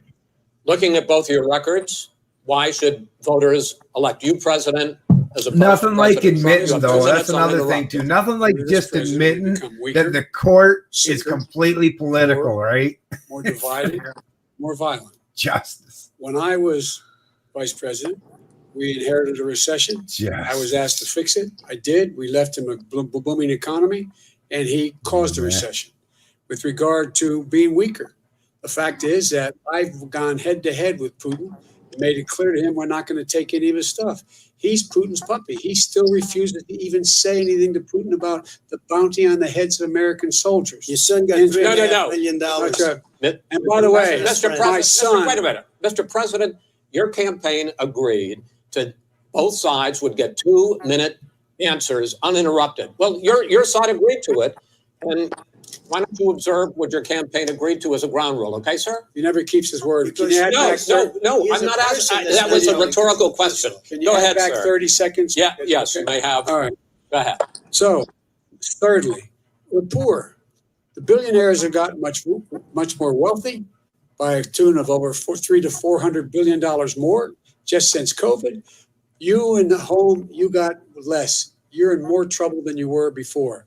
In terms of being more violent, when we were in office, there were 15% less violence in America than there is today. He's president of the United States. It's on his watch. And with regard to more divided, the nation can't stay divided. We can't be this way. And speaking of my son, the way you talk about the military, the way you talk about them being losers and being and just being suckers. My son was in Iraq. He spent a year there. He got the Bronze Star. He got the Conspicuous Service Medal. He was not a loser. He was a patriot, and the people left behind there were heroes. Really? And I resent. Are you talking like about Hunter? hell. Are you talking about I'm Hunter? talking about my son, Bo Biden. You're I talking don't know. about. I don't know, Bo. I know Hunter. Yeah, you know Bo. Hunter got thrown out of the military. He was thrown out, dishonorably discharged. That's not true. It wasn't dishonorably. Cocaine use, and he didn't have a job until you became vice president. And once you None of became that vice is president, he made a fortune in Ukraine, in China, in Moscow, That is simply and various not other places. true. He My made a son, fortune, my son, and he didn't have a job. my son, like a lot of people we know at home, had a drug problem. He's overtaken it. He's fixed it. He worked on it, and I'm proud of him. But why was he Proud of given my tens son. of millions All of right. But dollars? he wasn't given All right. tens of millions of He was dollars. given That tens is of totally, millions of that's been President Trump- totally President Trump, discredited. We've already been. Totally discredited. We've already been through this. I think the American people would rather hear about more substantial So do I. subjects. Well, as the moderator, sir, I'm going to make I know, a but when judgment call somebody here. gets $3.5 million Okay, right. from the Let's talk mayor about- of Moscow, let's That talk is about- not I think true. it's a Gentlemen, That terrible thing. report is totally Why did he get discredited. it? I Mitt think, Romney on that committee said it wasn't worth taxpayers' Gen- money. That report was written for political reasons. I'd like to talk about climate change. So would I. Okay. The fires in the West are raging now. They burn millions of acres. They have displaced hundreds of thousands of people. When state officials there blame the fires on climate change, Mr. President, you said, I don't think the science knows. Over your 4 years, you have pulled the U.S. out of the Paris Climate Accord. You have rolled back a number of Obama environmental records. What do you believe about the science of climate change, and what will you do in the next 4 years to confront it? I want crystal clean water and air. I want beautiful, clean air. We have now the lowest carbon. If you look at our numbers right now, we are doing phenomenally. But I haven't destroyed our businesses. Our businesses aren't put out of commission. If you look at the Paris Accord, it was a disaster from our standpoint. And people are actually very happy about what's going on because our businesses are doing well. As far as the fires are concerned, you need forest management in addition to everything else. the forest floors are loaded up with trees, dead trees that are years old, and they're like tinder, and leaves and everything else. You drop a cigarette in there, the whole forest burns down. You've got to have forest management. What do you You've got to have believe? guts. What do you believe about the science of climate change, sir? I believe that we have to do everything we can to have immaculate air, immaculate water, and do whatever else we can that's good. You know, we're planting 1 billion trees, the Billion Tree Project, and it's very Do you exciting. believe for a lot of people. that human pollution, greenhouse gas emissions contributes to the global warming of I this think planet? a lot of things do, but I think to an extent, yes. But I also think we have to do better management of our forests. Every year, I get the call, California's burning. California's burning. If that was cleaned, if you had forest management, good forest management, you wouldn't be getting those calls. You know, in Europe, they live their forest cities. They're called forest cities. They maintain their forests. They manage their forests. I was with the head of a major country. It's a forest city. He said, sir, we have trees that are far more, they ignite much easier than California. There shouldn't be that problem. I spoke with the governor about it. I'm getting along very well with the governor. But I said, you know, at some point, you can't every year have hundreds of thousands of acres of land just burned to the ground. But, sir, That's burning down because of a lack of But management. sir, if you believe in the science of climate change, why have you rolled back the Obama Clean Power Plan, which limited carbon emissions in power plants? Why have you relaxed? Because it was driving energy prices.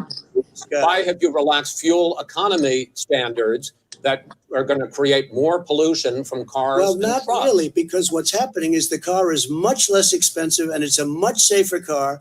And you're talking about a tiny difference. And then what would happen, because of the cost of the car, you would have at least double and triple the number of cars purchased. We have the old slugs out there that are 10, 12 years old.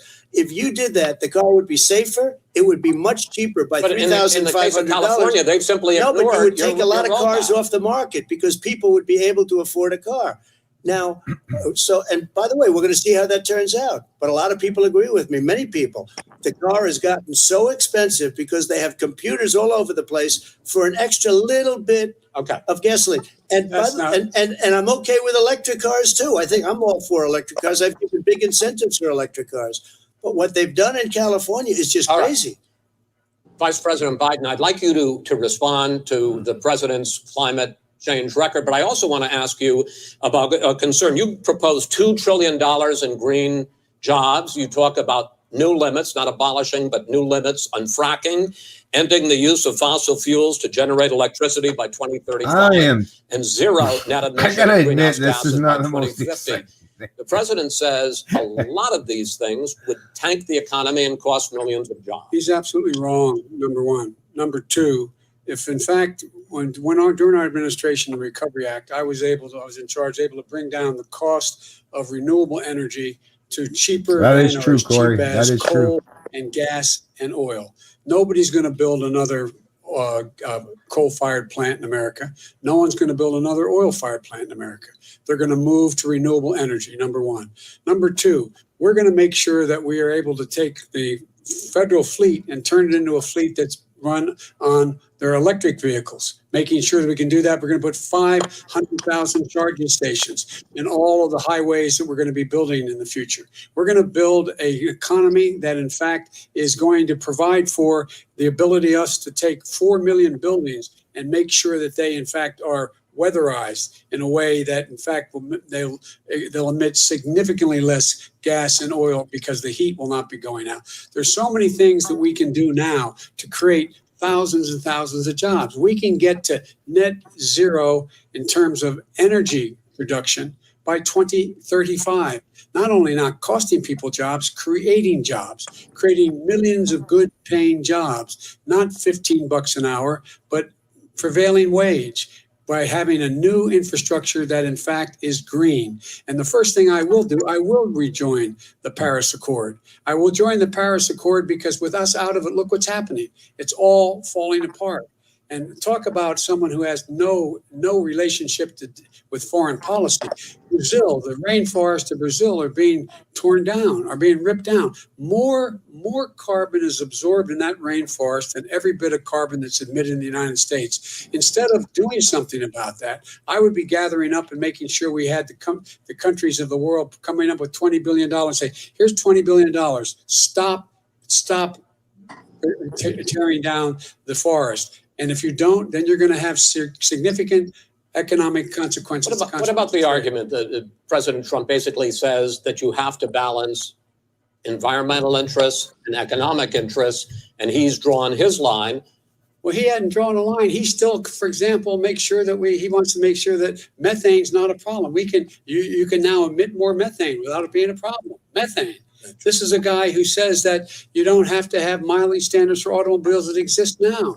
This is a guy who says that, well, the fact that it's all true. And here's the deal about the Green New Deal, and it's not $2 billion or $20 billion, as you said. It's $100 trillion. I'm talking about where they want to rip down buildings and rebuild the building. No, it's the dumbest, most ridiculous. Where airplanes are out of business, where two-car systems are out. Where they want to take out the cows too, that's not true either, right? This is a 100 trillion. Look, that's more money than our country could make in 100 years if we not the case. All right, let me because I actually wait a minute, sir. I actually have studied your plan, and it includes upgrading 4 million buildings, weatherizing 2 million homes over 4 years, building 1.5 million energy efficient homes. So the question becomes, the president is saying, I think some people who support the president would say that sounds like it's going to cost a lot of money and hurt the economy. What it's going to do is going to create thousands and millions of jobs, good-paying jobs. Let him finish, sir. He doesn't know how to do that. $100 billion. The fact is, it's going to create millions of good-paying jobs, and these tax incentives for people to weatherize, which he wants to get rid of. It's going to make the economy much safer. Look how much we're paying now to deal with the hurricanes. By the way, he has an answer for hurricanes. He said maybe we should drop a nuclear weapon on them. I never said that. That's what he did say. You made it up. And here's the deal: you make up. We're going to be in a position where we can create hard, good jobs by making sure the environment is clean and we all are in better shape. We spend billions of dollars on floods, hurricanes, rising seas. We're in real trouble.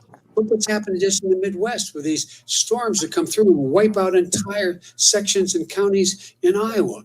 That didn't happen before. They're because of global warming. We make up 15% of the world's problem. But the rest of the world, we've got to get them to come along. That's why we have to get back into the Paris Accord. All right, gentlemen. Wait a minute, Chris. So why didn't he do it for 47 years? You were vice president. Why didn't you get the world? China sends up real dirt into the air. Russia does. India does. They all do. We're supposed to be good. And by the way, he made a couple of statements. The Green New Deal is $100 trillion. That is not my plan. That's the Green you want to rebuild every building. Not my plan. You want to rebuild every building. Gentlemen, he made a statement about the military. He said I said something about the military.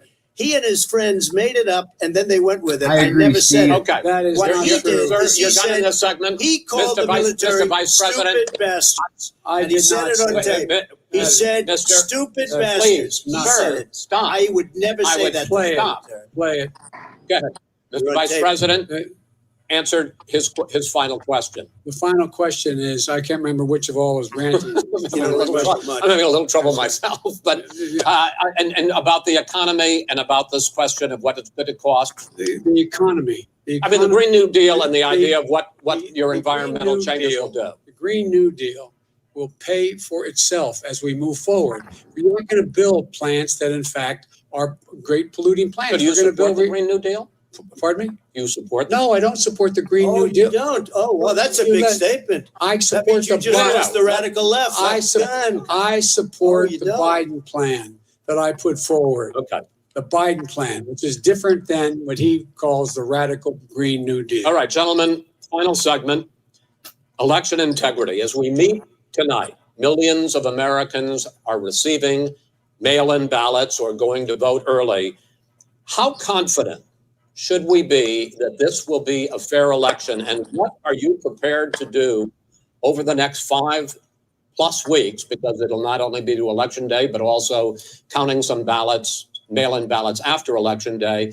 What are you prepared to do to reassure the American people that the next president will be the legitimate winner of this election? In this final segment, Mr. Vice President, you go first. Prepared to let people vote. They should go to iwillvote.com, decide how they're going to vote, when they're going to vote, and what means by which they're going to vote.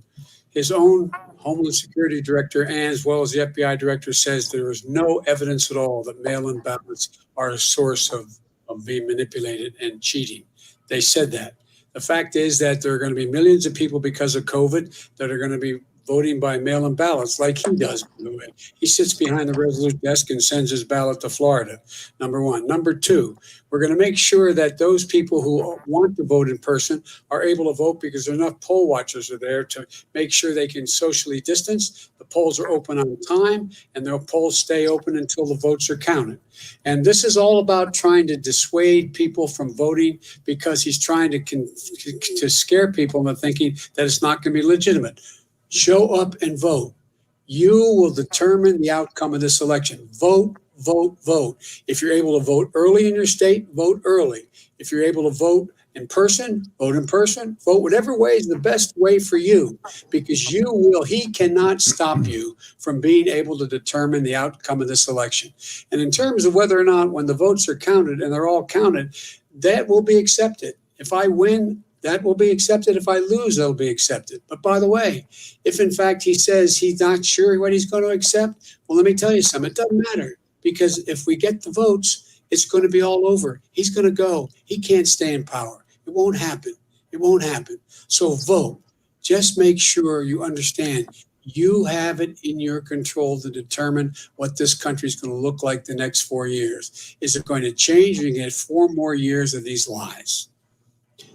Mr. President, 2 minutes. So when I listened to Joe talking about a transition, there's been no transition from when I won. I won that election.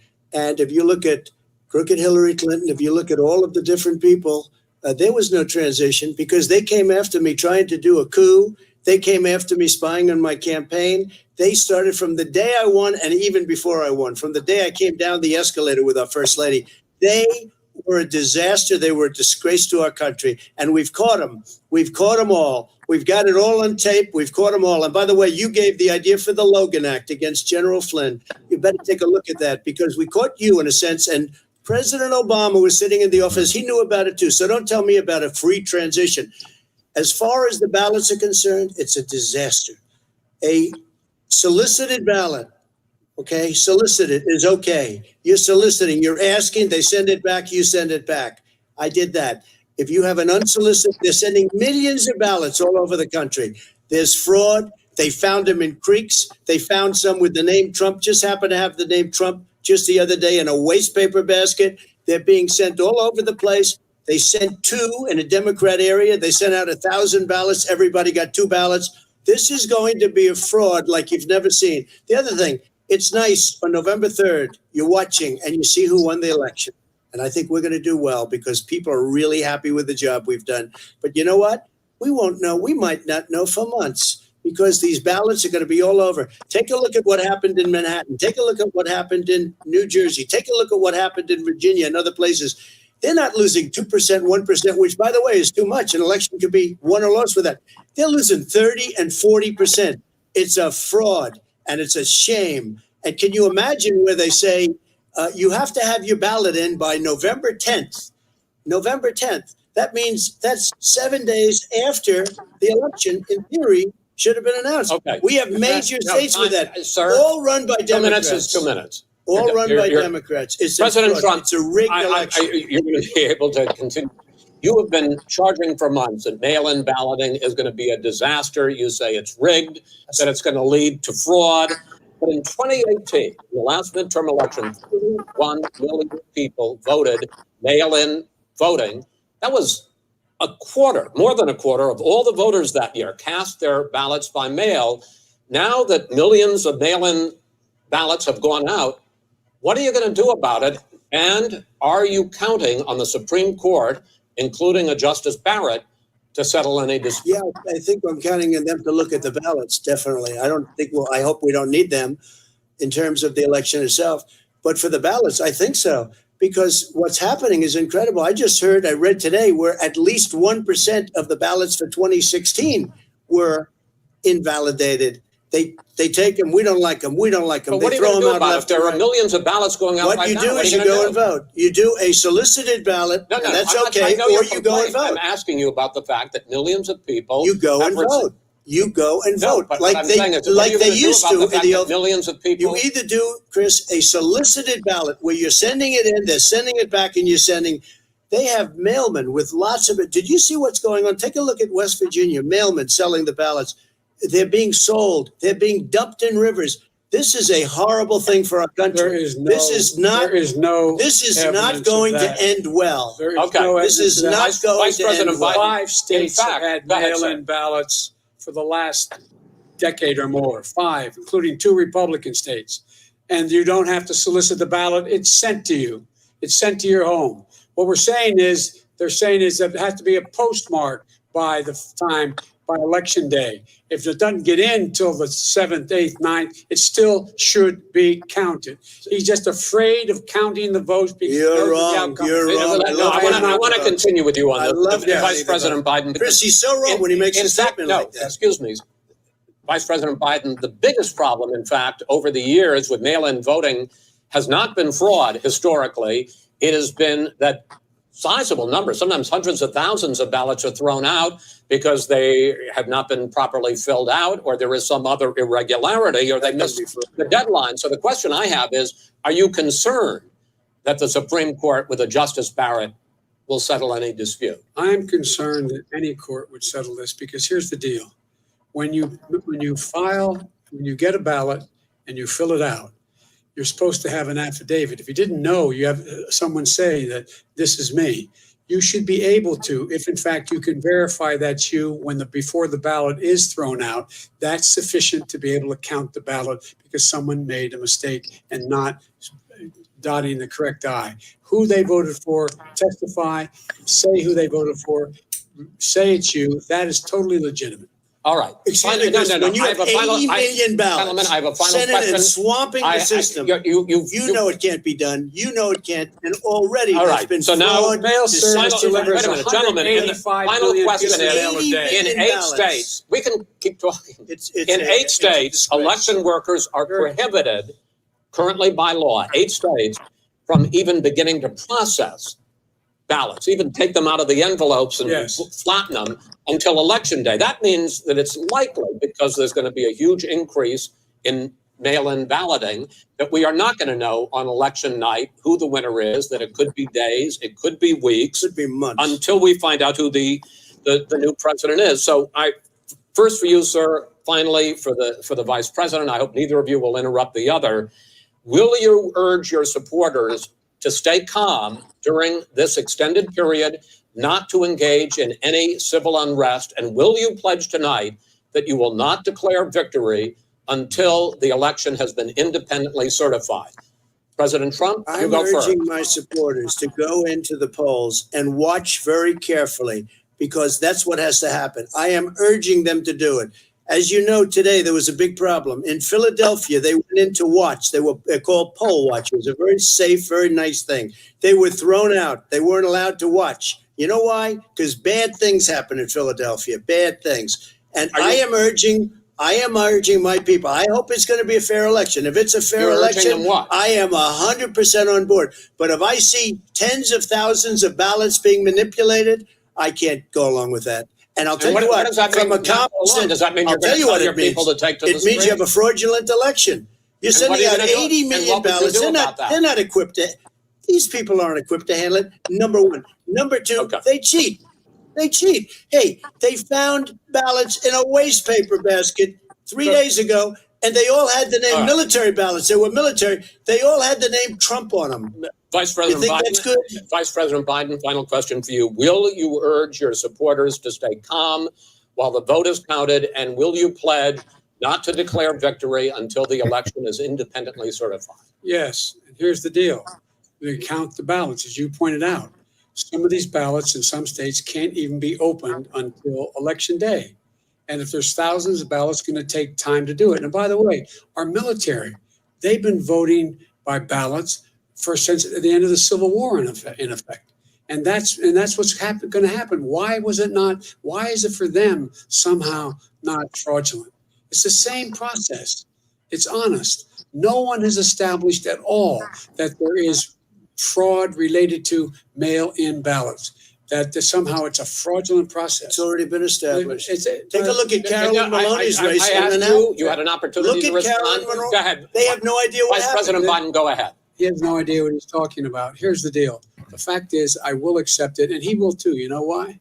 Because once the winner is declared, after all the ballots are counted, all the votes are counted, that'll be the end of it. That'll be the end of it. And if it's me, in fact, fine. If it's not me, I'll support the outcome, and I'll be a president not just for the Democrats. I'll be a president for Democrats and Republicans. And this guy, I want to see an fact, honest Okay, ballot count. gentlemen, you say that's the end of it? This is the end of this debate? Honest ballot count. Oh, it's We're the not gonna end. leave it there. To be Yeah. continued as in more debates as we go I on. think I could have President Trump, Vice President Biden, it's been an interesting hour and a half. I want to thank you both for participating in the first of 3 debates that you have agreed to engage in. We want to thank Case Western Reserve University and the Cleveland Clinic for hosting this event. The next debate, sponsored by the Commission on Presidential Debates, will be 1 week from tomorrow, October 7th, at the University of Utah in Salt Lake City. The 2 vice presidential nominees, Vice President Mike Pence and Senator Kamala Harris, will debate at 9 p.m. Eastern that night. We hope you watch. Until then, thank you and good night. All right, that's enough of that crap, huh? All right. Well, I wrote down some points that I definitely want to talk about it, but if you got any, you can go first. No, you go right ahead, because to tell you the truth, that's I just all this. Well, all I'll say is it just all reminds me is like why I'm so glad I gave up on like fucking ever watching cable TV, CNN, CB, any of these. Just this stuff was terrible. I don't care for either. But Well, anyways, the clear, obvious first point that we'll talk about is clearly, which I said at the beginning of this, Chris Wallace is probably one of the most liberal Fox News reporters you could possibly find in the network. We knew it was going to be a ridiculous, biased interview. I obviously picked up on, anytime he cut Trump off a lot, especially anytime he'd bring up Hunter Biden or get into any of the scandals that way. He definitely shut him down multiple times there. There was more rebuttal when Trump gives some information, whether it was real or factual or not. Chris Wallace was right there to make sure he rebuts them or, points out his point of view, how it may differ. But Biden, he basically lets them have free reign to talk. A negative thing about Trump that I'll say, and what always frustrates me about Trump, is it's good and it's entertaining in a sense to watch him constantly cutting off Biden and them and, saying his little things, not true or whatever. But I think the best thing for Biden is give him rope to hang himself. Let him speak. I think the more he speaks for longer sentences and longer periods of times, the more he decays into dementia and breaks down and he starts sounding ridiculous and not making much sense. So the fact that Trump is always trying to get his points in there or kind of, cut him off mid-sentence, you're actually doing an advantage, I find, to Biden because if you look through the entire process of that debate and actually look at how many times Biden actually had times to do full sentences and talk, it's very, a couple minutes. Even the whole structuring of the debate, it's 2-minute sections to talk. So the whole concept is to give them these short little clips to try and talk about these matters really quickly. And that's also why I was a huge proponent and why I was behind when Joe Rogan was like, wouldn't it be great to have them on the Joe Rogan podcast? Because I hate the styling of these damn presidential debates where they give them 2 minutes to answer complex questions and it's just yelling back and forth and cutting each other off and he's wrong and he's wrong. And that's just not how you got to do these debates nowadays. We're moving into the modern era. It should be sit down debates, multiple hours. Both parties have chance to hash out the ideas. And that's one quality I will agree with all the critics about Trump that even myself I hate is he's so quick to cut people off. He's so quick to throw in the jabs, which some of the jabs are truthful. They're funny. They're great. But me being a philosophical guy, what I find when you're dealing with the population and the Trump supporters, they're going to love all that jabs. They're going to love about him cutting them off every minute and making him look like a fool. But it's the people who are on the fence, or the liberals, the people you're trying to win over. They just hunker down and say, oh, look, see, Trump's an asshole. He just cuts everyone off and he doesn't let anyone speak. Where if he just let Biden speak, give him rope to hang himself, let him actually talk for a couple minutes and talk about, even after an hour and 40 minutes, we're into this thing. I don't know what Joe Biden's plan is. I didn't hear anything about his platform. I didn't hear what he's running on. He just basically says, Trump's doing a terrible job. I'm going to do better. But yet I've been in office for 47 years. So clearly we know that's ridiculous. So Trump, what he needs to do is let him speak more, let Biden talk. That's what I would be if right now Trump was going back and he's getting advice now from his advisors, tell him how he did and reviewing his debate speech. If I was on his team right now, I'd be saying, Trump, listen, anytime Biden started to get really crappy is when you gave him time to speak and he started not making sense. Let him speak and be more efficient in your selecting of your words. So I liked how he says he got into about all the tax or the tax thing. Says Trump only paid $750. I like how Trump pivoted that and said, yeah, it's because of the loopholes that the Biden and Obama administration set up that made it so millionaires pay less in taxes than the average worker, which is great. Why? What? Do you have a bunch of points that you put on there? Because, yeah. Okay, well then before you go on to the next one, okay, now I got that there. Okay, so before you go on to the next one, I just want to just say something about what you were saying in terms of my problem with Trump, and it's exactly along the same lines what you were saying in terms of listening to him and watching, doing the constant cutting it off and stuff. And the first time with the Hillary thing and with the jokes, like it was gravy, right? And I suppose because I got to watch that stuff after the fact and someone putting clips together, but watching it like that, for the way it unfolded, the first thing comes into my mind with all that interrupting is Trump has the base. They're not going nowhere. Biden has the base, like certain of the progressives or whatever that's part of the establishment. They got his back no matter what the hell. There's a sliver of people that are, the fence sitters that could kind of fall on it either, or the independents, or I'm not telling you who the hell I'm voting for. And there's it's not a huge slice, I don't imagine at this point in time, but it's probably a big enough slice that it's going to obviously make the difference, right?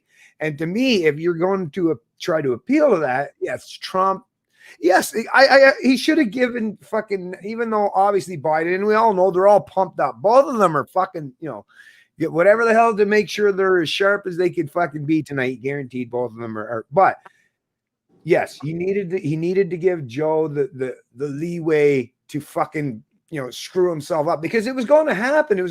And he did, even a couple times he started stumbling in a little bit there. But then Trump was almost like, let me insert that foot into my mouth and I'm just going to keep he didn't give Biden the time to really make himself, because Biden can't if you think about it analytically, you can't cater to the left and try to appeal just like with the that middle part that I'm trying to tell you. You can't balance that out very well. Somehow he's going to have to constantly be making contradictions and showing his bullshit, right? But Trump, I don't think Trump gave Biden he didn't give enough time. And I think Trump's kind of set himself up. I kind of thought about this even before the debate, because he kind of set himself up with the whole thing. I don't think, and it's not a big deal, but I just don't think Trump's a really good debater anyways. And to tell you the truth, even in the first, in 2016, it wasn't the debate per se. It was, we got to poke them in the goddamn eye and get these fucking dipshits out of power and show them that they don't have quite the power that they thought, because the Democrats, it was just they were going to win. But I understand that, but for 2020, that can't be the tactic. And if Trump can't do the debate thing as well, because really debating is probably not a strong point, which is not a big deal. He's got lots of other strong points in his life, obviously. But you got to find a strategy. And I think the strategy tonight would have been, yes, actually shock the fucking people in a different way by you being the most stand-up guy on the stage, and let Joe Biden be the guy to fucking constantly be sticking his foot in his mouth. And in that regard, and I'm just me being honest. I think Trump failed in that regard. And I think that would have been an amazing thing that could have happened tonight. Yeah, me too. Yeah. Anyways, go ahead. Yeah, go ahead.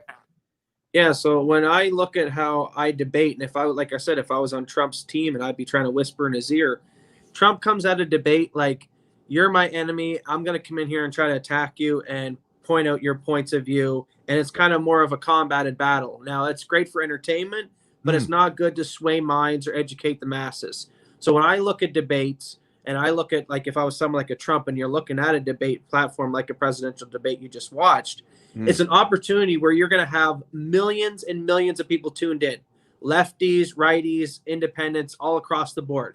So he needs to look at the debate as, here's a time where I'm going to have a window that I can get my principles across. Don't look at it as, here's a time where I'm going to get there and start debating and get into the weeds of fighting with Biden on he's wrong and he's wrong.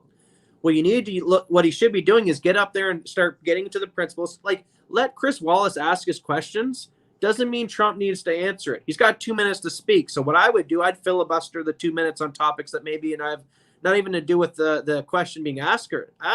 Get back to, let's shrink government. Let's get back to the private sector is better than government. Government's a waste. When he opens up the door to, you paid $750 in income tax. What a disgrace. Trump should get in there and say things like, yeah, that's right. So as I get into office, I'm using the loopholes that these guys set up to take advantage to be able to make that kind of money and pay other salaries. But also, here's another slap in the face, American population, that it's set up in that way by these people, and they're going to somehow change things and then go back into what do they always say negative about Trump and his taxes? Oh, he's losing money. He's losing money. They always like to throw that in his face. And I would go back with, Trump should have been pounded in tonight too, that I'm the only one who's actually come into presidency. I've donated my salary, and my companies globally have lost money rather than gained money. Obama and Biden here beside me, the swamp, has come into office and enriched themselves. So in the same breath, they'll say, oh, Trump didn't pay any income tax. What would you rather? Someone who made millions of dollars, created businesses, employed people, but maybe used tax loopholes and didn't contribute much to the system, or the guy who was a leech, who literally leached off the system, was a politician his whole life, used that money, who supposedly only has a couple $100,000 a year salary, but these Nancy Pelosi's and these Bidens are worth hundreds of millions of dollars. So we all know the inside and bribing, the trades and all that. We all know it's coming out now why Hunter Biden and the family gets billions of dollars from China. It's wink, wink. Let's do some deals and we'll give you $1 billion, because it's a lot cheaper for China to pay Biden $1 billion, and they'll make back $100 billion in trade deals and, screwing the American population over. So they make money in office, enriching themselves, where Trump has lost money in office, donated salary, and he should be pounding that in there that, I'm not the swamp, he's the swamp, he's the standard thing, and using that time to promote the free market, promote less government, promotes draining the swamp, the corruption of the Bidens and Clintons. And I don't see that. I see him getting in there and just wanting to get in there and box Biden up and come back and cut him. And you're lying. And that's great for entertainment. It's great for maybe The Apprentice. But when you got, literally, I was watching some of these streams had, at some points, 1.5 million active viewers on them. Use that time to get the principles out. Win the hearts and minds, because even the people like the Young Turks are watching, as much as I don't agree with, pretty much we're polar opposites of what the Young Turks' point of views are. At least they also at the left, radical left, understand that money in politics has ruined a lot of things. And they have this whole thing called the Wolf Pack and getting money out of politics. And they have that in the left, right? But they attack the corporations. We can agree on the right and the left and the libertarians and the anarchists that, get money out of politics, get money out of government, period, taxation's theft, and start getting to these core issues where we can unite across the base rather than get in there and talk about, the bullshit that we just watched back and forth with Trump and Biden. Yeah. Yeah. It's, the whole thing with the tax thing, another thing that could have been easy to, obviously, like I say, obviously Trump is not in full on debate mode most of the time. I would imagine the kind of now negotiations for sure, he'd be good at that, but the debate and dealing with those things on the fly like that. But with the taxes, I would just like, why not point out that? I mean, he's a businessman. He understands the fact that, whether it's out of his personal, whether you're talking about the capital gains or whether you're talking about Trump, when he's filing for his own personal taxes, or, I mean, Trump, the empire of Trump, the I don't know how many businesses that he owns or how many thousands of people who are employed throughout all of those businesses, they all fucking pay taxes. So I don't understand this concept anyways when they try to use his terms of like the CEO of whatever, how much tax. The whole organization is constantly plundered, and all that productivity that could be going to do, creating more prosperity, more jobs, more innovation, more modern advanced machinery, more investments in other future technologies, all these things. It just gets siphoned off by the fucking government in the form of taxation. And all I ever hear all the time from anyone, whether, like I say, it's these debate moderators or anyone that when you're talking about government, is how much more can we bleed from it? Like whether like I say, businessman, private enterprise, or just a lowly mom and pop shop, or hey, any individual that's the employee, whoever it is. To me, it's like, listen, what you need to be pointing out is if you want prosperity, this COVID, I'd be like with Trump, this COVID, yeah, it screwed up the economy, whatever. And you know what, tell you the truth, none of the old tricks of the trade, of government and central planning stimulus, that shit's not going to work anymore. If you want to get this goddamn economy growing, yeah, I dropped the corporate tax rate down from whatever the hell, 28 to 22, whatever the hell the percent was. Well, I'm going to, or whatever it is now, actually it might be 15 or something it's down to, whatever it is anyways. Now I'm going to drop it down even further. But on top of that, in addition to that, you want to keep the real people fucking in your favor is, do something for the personal tax rates as well, for the average employee and all that shit, and do whatever you can to lower some added and additional costs onto them. That would be the biggest thing Trump can do if he wants to reach out and appeal to the not just the base, but people, like I say, especially the working class, the poor, is get government more and more out of their pockets, and like I say, and the corporations as well, because the only way you're going to get growth, it goes back to the old fundamentals of economics, is stop fucking stealing. Like if I'm going to be able to prosper, the biggest thing I need is for people to get their goddamn hands out of my pocket, and for me to have the ability to put that money to work, because I'm the one that's coming up with the ideas, right? That's the thing with government. They're not coming up with ideas. Government's just going to take that money, shovel it around here that probably could get, you'd be just as easy if once government gets a hand on it, you might as well have just taken it and fucking lit a match underneath of it, because it'll be worth basically nothing after they've, squandered, pissed it away, because they're so inefficient. Anyone that's ever been to any government, any service, come on, really though, how inefficient. The old technologies they use, the fucking people that are hired there that are basically a bunch of fucking zombies that don't want to move their fat fucking cellulite infested asses. No, but like, come on. No, the proper thing to do is, and Trump should have made that a point tonight, is to say, the economy on the other side of this COVID shit is, the way it needs to be done is taxes for everybody's got to go down, and give people their goddamn freedoms in terms of their economics and how they want to spend their money in the economy. And that's what's going to grow. Then you don't have to rely on all these stupid government schemes in the first place. Anyways, that's just my kind of a rant.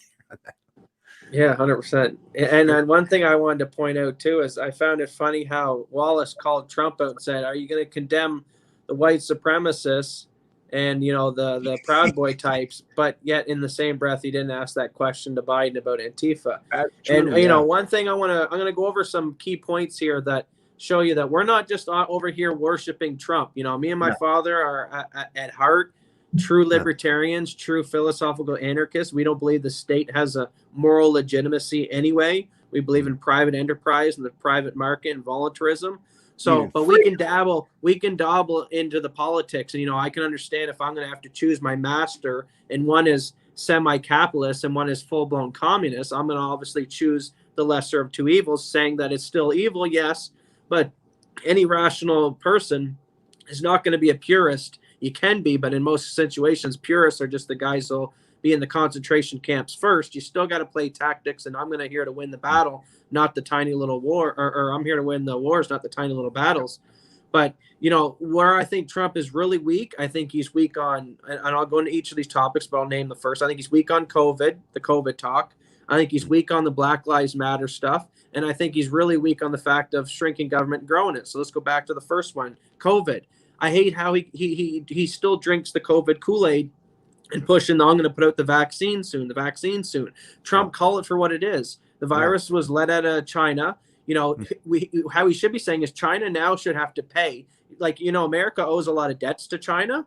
If I was Trump right now, I'd be coming to the table and be like, listen, you better wipe this debt or give us a really good deal on the debt we owe you, considering you let a goddamn virus out that literally just destroyed our economy. And we know now you're complacent in that. So I'd be negotiating that as a way to try and get some of that money back and maybe make America be in a better economic state coming out of this thing. But also the fact that COVID is bullcrap. You know, numbers are up and cases are up, but it's only because testing now is more rampant.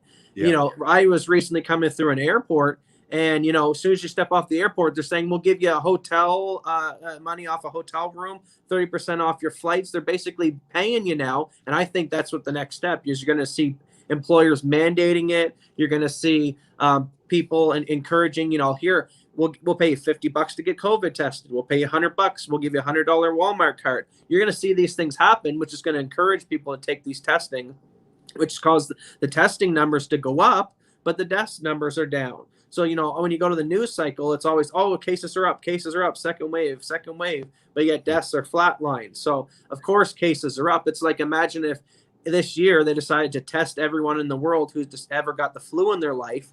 Pretty well everyone in this world, no matter how healthy you are, get somewhat of a seasonal flu at some point in your life. So imagine if at first they said we're going to test everyone for the seasonal flu, but they only had a couple 100,000 tests at the beginning. And then finally, 8 to 12 months into this thing, testing's readily available and they're actually paying you to take the test. Of course, then people be like, oh my God, everyone's had the flu in their life. It wouldn't be a surprise. So he should call the COVID out for what it is. We don't need vaccines. Why would you need a vaccine for something that 99% of people are asymptomatic and have a total recovery, right? So you're going to go and do a big vaccine. You're going to spend trillions and trillions of dollars in vaccine research and push this vaccine forward to what? Save, let's say, a couple million people that maybe the vaccine might save from COVID, but in the same year, 150 million will die of starvation. Another 150 on top of that as a result from the global shutdown. So it's like they're trying to save kids over here with the vaccine. Meanwhile, they got hordes of people starving over here. It seems like, you know, if your end goal is to save as many lives as possible, let's feed the kids first before you worry about a vaccine for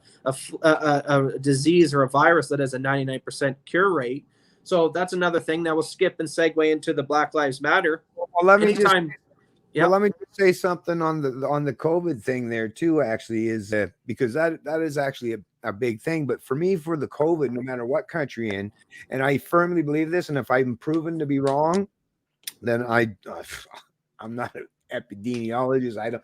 Then I don't have to take too much of a fall on that anyways, because it's just something that, but it's just an instinct or something. Well, I guess I could have a little bit of, it's somewhat of an informed opinion by trying to read as much as I can, get as knowledgeable as I can in a short period of time. But I believe the whole thing with Sweden, or not Sweden-ish, I probably would have done even myself if I was thinking you could find better ways even. But I think along the lines of Sweden is the way it should have went is, and even now is, because it's the thing, COVID's not going anywhere. And this thing of the vaccine, I mean, if they get lucky, maybe whatever, but I don't even know why they're trying to say that there's going to be this effective. There was no effective vaccine for any of these other ones, as far as I know, and from the information I've read, like the H1N1, what was the other one? Swine flu, bird flu. That was the swine flu, I believe, H1N1. But yeah, there was the other ones. Anyways, whatever the hell those other ones were, I'm just not being able to think of it right now. But there was a couple of them there that happened. Someone putting it in the thing here. Anyways, no, but no, there's no vaccine. And even for the common goddamn, like the flu, the seasonal flu, even the vaccines for that, and they've got like so much history of doing vaccines every year for them, and even they are hit or miss. and most of the time very ineffective. And to be honest with you, a lot of people don't even need the goddamn things because we have this thing called an immune system. This is the problem too, is this constant politicizing of this topic in terms of COVID, and not just allowing like the market. Actually, there's areas where you might be able to say market's difficult, really difficult, but it's stuff like this is precisely what the market is for, is to figure out solutions to problems and to have a multitude of people trying to come up with a multitude of solutions rather than government getting to pick who the solutions providers are and how many of them that's going to be provided. Even a perfect example like masks. I mean, how stupid is it for people not to realize how effective the market can be when it need be? Masks alone, if you look at it now, it's not just the fact that now you can get N95 mask and just low grade piece of shit medical mask things, the ones that most people that's putting on their ear kind of crap. But now you got every goddamn Joe Blow and their brother and nephew that's coming up with new mask designs and styles and fucking fancy this and that and that. The market is amazing and effective. It's not even like it's planned. It's the way it works. People are amazing and innovative if you give them the freedom and the ability and the economic prosperity in order to be able to put all that stuff to work. And that's what needs to take place, and take care of the people that are vulnerable in these long-term care facilities, because that's what we've seen. Most countries around the world, a lot of the people that are dying are people in long-term care facilities and people doing, moving all around in these facilities, not holding themselves to high standard. Why? Because a lot of these goddamn long-term care facilities are government fucking run, government managed, government regulated, government controlled. And the people that work in these things aren't of the highest quality or caliber because you're government, for fuck's sakes. That's the point. The market would, like, if that owner of a long-term care facility, there was no government regulations, there was no way for him to get out of jail free or offload anything onto the taxpayer. If he, the CEO, his yacht, his goddamn Cadillac or whatever, or his Beamer, all that shit, if he couldn't fucking make sure that he could protect the people in his facility and the people that are employed in his facility, he would be like, oh shit, I'm going to lose it all. So there's a real good incentive for that private sector individual, that CEO, that evil businessman, to do the right thing. But the constant messaging all the time, and like I say, it's not that I'm obviously I'll never expect to be a billionaire, but people that make billions because they're just really fucking smart, innovative, and creative, and can take ideas, like people like Elon Musk that can take ideas and make shit happen to where, like, you're seeing like how many thousands of people, and not just that, from all different places around the world that can come together to do such amazing things. That's what, and in this debate, like Trump is a businessman. Come on, he should be able to point this stuff out pretty fucking easy. Like, the market is very amazing and efficient if you just allow it to work.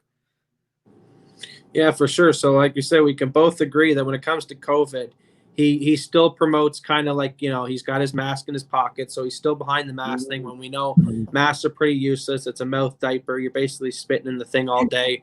Yeah, probably not very healthy or helping you or anything, especially with the disease as a 99% cure rate. So he needs to get off the vaccine stuff, and then segueing over into the next thing I was going to bring up, which was when they bring up the Black Lives Matter or the Antifa, call it out for what it is. If you look up the Communist Manifesto and you see how they do divide and conquer tactics as a way to do regime change, enact, their Communist Manifesto tactics. Right in the book, it explains, race baiting, stir up the racial division in the cultures as a way to bring down them from their interior. So call it out for that. Call out George Soros and all these big corporations funding these people. Like, we know now they're not from just the local cities. They're being shipped in from out of town. They're being obviously housed and paid, and obviously it's being well funded. And then you have people like Rand Paul and stuff like that in the Senate saying, oh my God, we should look into how these people are all funding themselves. What's going on here? And A.G. Byers sitting on his thumb, like, come on, guys, we know what's going on. It's probably even China who's playing a key factor in that. You got to think China, the number one communist power on the planet, number two behind the United States. United States was booming, doing well under Trump. And then just as they're doing well, bam, they released this virus, I think on purpose, because look at the motive. The motive is they did so well. They sunk the American economy while they stayed open. and all this, basically destroyed the American economy.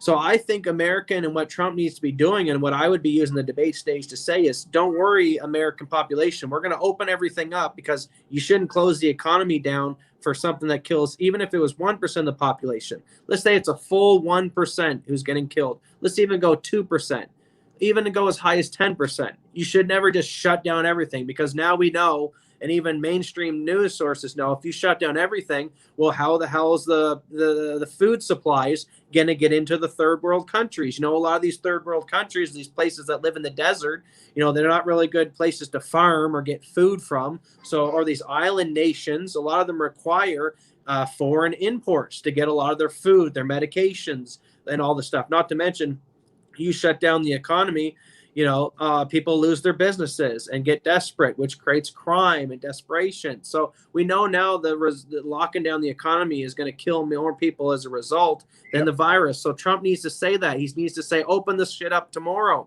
Stop shutting it down. He kind of jokes around by saying that, oh, I can have a rally with 30,000 people and the numbers don't go up. Exactly, Trump. It's bullshit. You'll go in a crowd of people and shake their hands. It's bullshit. So call it out like that, and call it out, the Black Lives Matter stuff, as basically a communist manifesto, basically China, even, and Soros and these people funding race riots in our streets as a way to take down a duly elected president. I like how he does call out all the Clinton and Biden corruption, but call out more of that. They tried to take me down as a duly elected president. They tried to do a coup against me.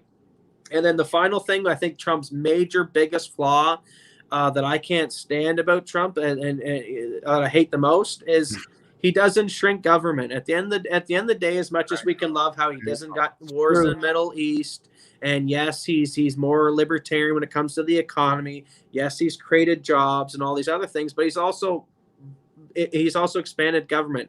The debts are even more than they were under Obama. So what I always get back to is the solution is shrinking government to the point where it's so small you can get rid of it completely. And at the end of the day, that's the end goal.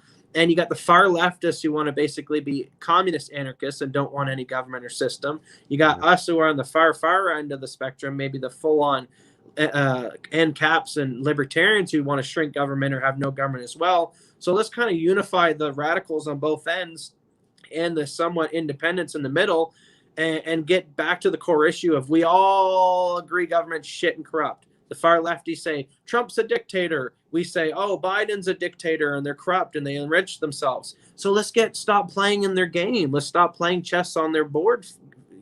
We have ways to get rid of this thing. We have Bitcoin cryptocurrencies, which if a government can't tax its citizens, they can't forcibly take the money away from you. Well, how does the fucking local government building turn the lights on and fund the employees that morning to actually go and enforce the rules and violate your rights? So you starve the beast out. We know we can do that by cryptocurrency. Right now, your employer is threatened, hey, you better take that money off your paycheck or else this and that. But if, employers started using cryptocurrency, saying, you know what, we're not playing in your currency anymore. You deflate it. A house 100 years ago was $10,000. A house nowadays $1 million. The prices are gone crazy. Inflation. You guys can't manage money. You do a terrible job. So you know what? We're going to take finances into our own pockets and we're going to go cryptocurrencies. And that's where the value of cryptocurrencies is. And that's a way you can literally peacefully get rid of government. It may not end peacefully because, once everyone goes crypto and they don't got no money, they're probably going to come to your door, and then you'll be in your face that the government's physically threatening to steal your stuff through force and coercion. But that's the way to do it. It's cryptocurrency. It's non-compliance. It's moving around communities and living with like-minded people. These are the solutions. Like my father said at the beginning of this, watching all the Trump debates and Biden debates just reminds us how much we hate government to begin with, no matter who's running it. Yeah. Oh, it's terrible. It's like watching a slow moving train wreck at times. No, but that's the thing to me. And my biggest thing, and I think most people kind of realize this with me anyways, is as much as, I want the state to cease to exist as a pretense in our mind that we need masters or rulers or anything kind of, that's gotta eventually, we got to grow up at some point in time. But in the meantime, the reason why I think most people kind of under our breath or just secretly behind the scenes, I know personally, I not so much that I want Trump to win. What I don't want is the U.S. experiment, even though I'm not a big fan of statism, but based on a document or anything, any social experiment, any economy, the U.S. truly is, at the cream of the crop in terms of how it developed. It's gotten so much worse, obviously, over the course of the years, which always happens to all great empires. But we've seen, based on the founding fathers and the document, the Constitution, and the enshrining of all those rights and the way it was worded, it was a great job. It was a great draft that showed really should have taught us all, like, this is a starting point. This shouldn't be the end all be all. Like I say, I'm saying we got to improve on that shit. Why do we think we need this thing? Like, even this small percent of fucking rulers, I guarantee we can find ways in the 21st century where we can, but we're not. We're going back. But my biggest concern is, if there is no U.S. as we recognize what the Constitution, how it's described, or even when the media or people pump it up, even though it's not exactly the way that Constitution describes, and we can see that today, the ideal is what matters most. And the U.S. is the only country on the world that represents the closest thing to that ideal. And if we lose that, then what's next in the rest of the world? What's not just the next domino to fall, but who's going to take the place? What, fucking China? A basic dictatorship? That's going to be the next experiment that might last for, but think of how much more suffering that's going to happen as a consequence of that, because now there's no longer any pretense of the individual as being the sovereign, as being the supreme in society.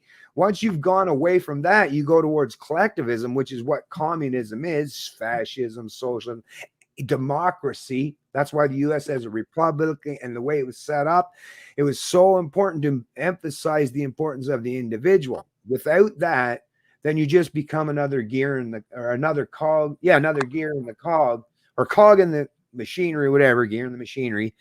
And then you're just a sacrificial lamb. You're back to slave status. You're literally back to slave status where, yeah, you're all equal, but you're equal way the hell down at the bottom of where you should be, where nobody can escape it, because the first person that tries to rise above the next will have the rest of the people in their society dragging them back down forcefully, because that's what that equity and the equality that fucking Biden and his people and his ilk, these Democrats or these people that love their democracy or majority or mob rule, or of sacrificing the individual to some greater good, right? What do you think? All this mass bullshit. This is just a way to program people more, or the vaccine. You got to do it to save grandma.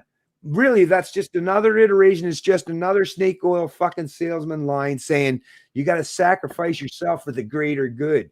When in reality, that greater good, as we've seen time and time again, usually once you pull back the facade of that bullshit, there's nothing good about it. The good people are always the ones that suffer for what is perceived as the good. But it's the good people are the ones that are going to have to suffer. And it's the evil people, because they're the ones that have the power to manipulate the minds of the masses, and they're the ones that are going to benefit from it. So to me, it's vitally important that Trump wins this election. Not because I think Trump's the greatest guy. He definitely proved tonight he's not the best fucking debater, that's for sure. But for, if nothing more, than to at least slow down the collapse until at least something. We can go through some kind of an enlightenment era 2.0, as I've coined it in the past, because it happens. It's happened in the past. It can happen again. And the information age we have at our disposal gives us that ability to do it in a much quicker time frame or timeline. And even though we're thinking it's taken forever now, if you think about it, it's pretty quick. Even in the age of the internet, let's say even 10 years, that's a goddamn short timeline to be able to try to change and shift humanity, to make that next step, that next leap forward in terms of what it is to be free human beings. But if the U.S. falls, and like I say, the collectivists, the ones that are envious and resentful of that American experiment and are wanting to tear it down from the inside, and there's all kinds of external threats that are just more than willing and chomping at the bit and hoping that it does go down, then, like I say, then the ideas falter. Then I fear that what has happened in the past will happen once again, not in the exact same way, but it'll be quite the rhyme. And the Dark Ages were one hell of a fucking long period of pain, distraught, and devastation for a tremendous amount of people. And in this modern era, it can get, that much more worse because there's a whole lot more shit out there to cause harm to people, as you know. Well, what I find very annoying about the Constitution and why I think we've outgrown it is, the Constitution is great in concept, but, what do you do? Okay, let's say you have the right to self-defense. What if all of a sudden you get a Biden or someone come in office and say, you know what, I'm going to take that right away? Well, the piece of paper don't mean shit until you really back up the threat of force against that and say, no, you want to take the Second Amendment, you want to take our right to self-defense. Screw you. It's written in the Constitution that we have the right to overthrow a government by force if you try and pull that shit. So here's what's happened. If they've danced this slippery slope for so long, they did the boiling frog syndrome with us for so long with their Bill of Rights that they take some away, they give us a little back and forth, and it's an archaic way of govern. And I hate how, we get better with so many technologies. Cars get better, phones get better, all these things in the free market get better each and every year, but we don't get better at governing ourselves or coming up with a system of what's the best way to govern. And what I would like to see is some of the smartest intellectual minds sit around a table in the same way that those scientific, rational minds can say 2 + 2 = 4. Here's the mathematics of how the universe works. Here's how we can prove galaxy or prove gravity. It's undebatable. You need to have that scientific method understanding of here's how to correctly govern a society. And I don't know why we haven't gotten to that point, because we kind of have. It's with principles. So you sit down and you understand this is where anarchists and libertarians come from with our political beliefs. It's principles first, and then idea like morality and stuff like that. So it's coming to the table and say, well, what's okay? Well, it's not okay to hit. It's not okay to murder. And you come up with these simple concepts. The Bible come up with the 10 Commandments, and, some of them are kind of wonky, but some of them made sense. But at least it was a simplified version. Here's 10 basic rules, follow them, and you'll kind of have a decent society. Well, the Constitution, the Bill of Rights, saying there's so many number of those. Why can't we refine that so simple to maybe like 1 or 2 rules, so that even everyone across the entire globe, including a 2-3-year-old that's basically understanding how to live life, that we can explain to them, hey, follow these simple 2 rules in life, we got no problems. And we can do that now. We understand this is what ANCAPs come from. We understand the non-aggression principle and the respect for property rights. It's 2 simple, basic rules that, if followed universally, would eliminate a lot of the world's problems.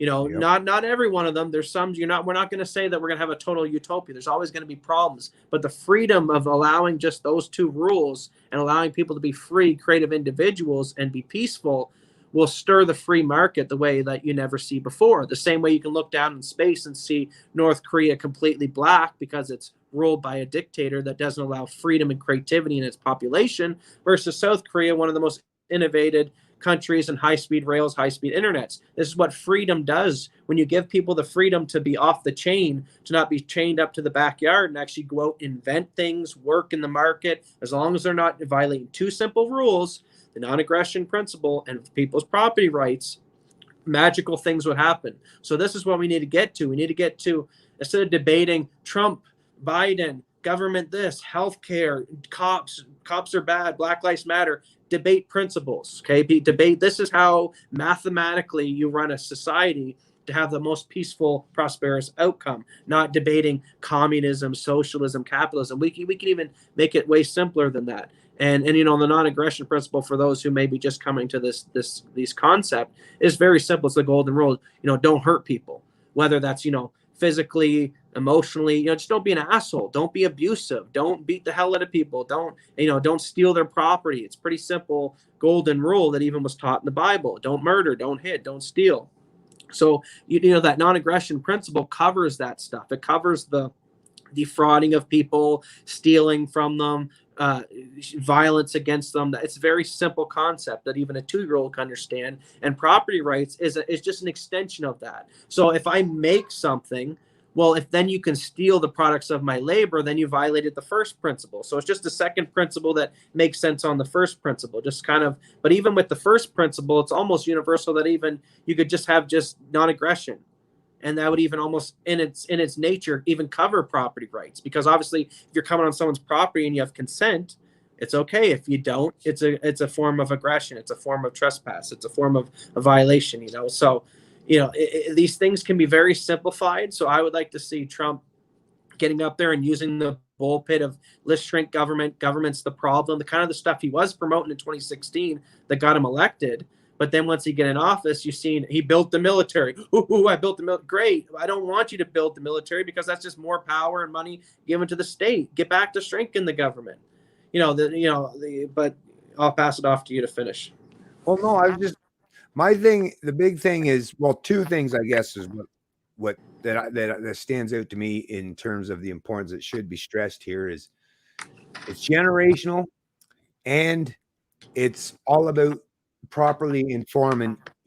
Well, it actually ties in together. It's all generational. So the debts, the constant reduction in the adherence to the principles of what that document, the draft of the Constitution, what that document entailed. And the fact that each generation obviously wasn't proactive enough to inform each successive generation that came after them and to make sure that they understood this to be of fundamental importance, that government doesn't grant you rights. Government is a construct. It's fake. It's false. It's something human beings created so that we can delegate some power to some people in our society that's going to be like these magic referees, and they're going to be the final arbiters. We're all going to say, listen, we're going to give these people the ability to referee, but they have to all be understood that in reality, at the end of the day, they're a referee, and we're the fuck that's ones in charge. They set and we set the rules. And the minute you see them stepping outside the bounds of the rules that were set before them, or suggested in any way that government is granting them anything, because government can only recognize the fact that by extension of being born as a human being, that you have a natural, inalienable right to be free. But because each generation from the founding of that document till today, multiple generations forward, people have been constantly failing their kids, their grandkids, and their great-grandkids by not sticking and adhering to these very principles and making sure that each generation understood these kind of things, like first and foremost in their mind, so that when they grow up, they don't think or perceive of politicians as I have to ask these people for permission for anything. You know, that's the problem, is people feel, and the fact that millions of people tonight are watching Trump and Biden up there, and they're thinking, fuck, I really need this guy to do this. Otherwise, the whole country falls. And both teams are saying the exact same thing. Well, that shows you that how fucked up you've allowed things to get, to the point where a couple fucking guys stand up on stage have that much goddamn control over your entire social and economic life. That's the failure of your parents, your grandparents, and all the people that came before you that were supposed to. Because even back then, I don't know which one was said, it was Jefferson or one that basically said, oh, here's your republic, ma'am, if you can keep it, kind of. Well, obviously they can't fucking keep it. Obviously, fail. Because now what we're stuck with today is literally what it is. And the reason why you're not going to see the kind of revolution until people are starving in the streets, and the reason why things are seemingly quiet, and it's like no matter how bad things get, it's like, what the fuck? How can the gates hold? How is this possible? I'll tell you how it's possible, because I think most people are wise enough to realize, because we all have that instinct to save ourselves, right? And most people realize that because of the growth, that rampant growth in government and the enforcers and the bureaucracy of the state, that constant growth, is not that little limited government when the founding fathers found it, where you could just get a ragtag bunch of militias together and goddamn it, you could overturn that goddamn tyrant. But I think most people today, even the 3%ers, a lot of them would say, yeah, you're up against one hell of an insurmountable and behemoth Goliath of an opponent now when you're talking about the United States fucking government. This is the problem. When you allow the governments to get to the point they are today, is the only thing that you have left is basically a suicide mission, or you just sit and hope and pray that some dear leader, some savior, some externality is going to come along and save you from all that shit that is built up. Well, I think in reality,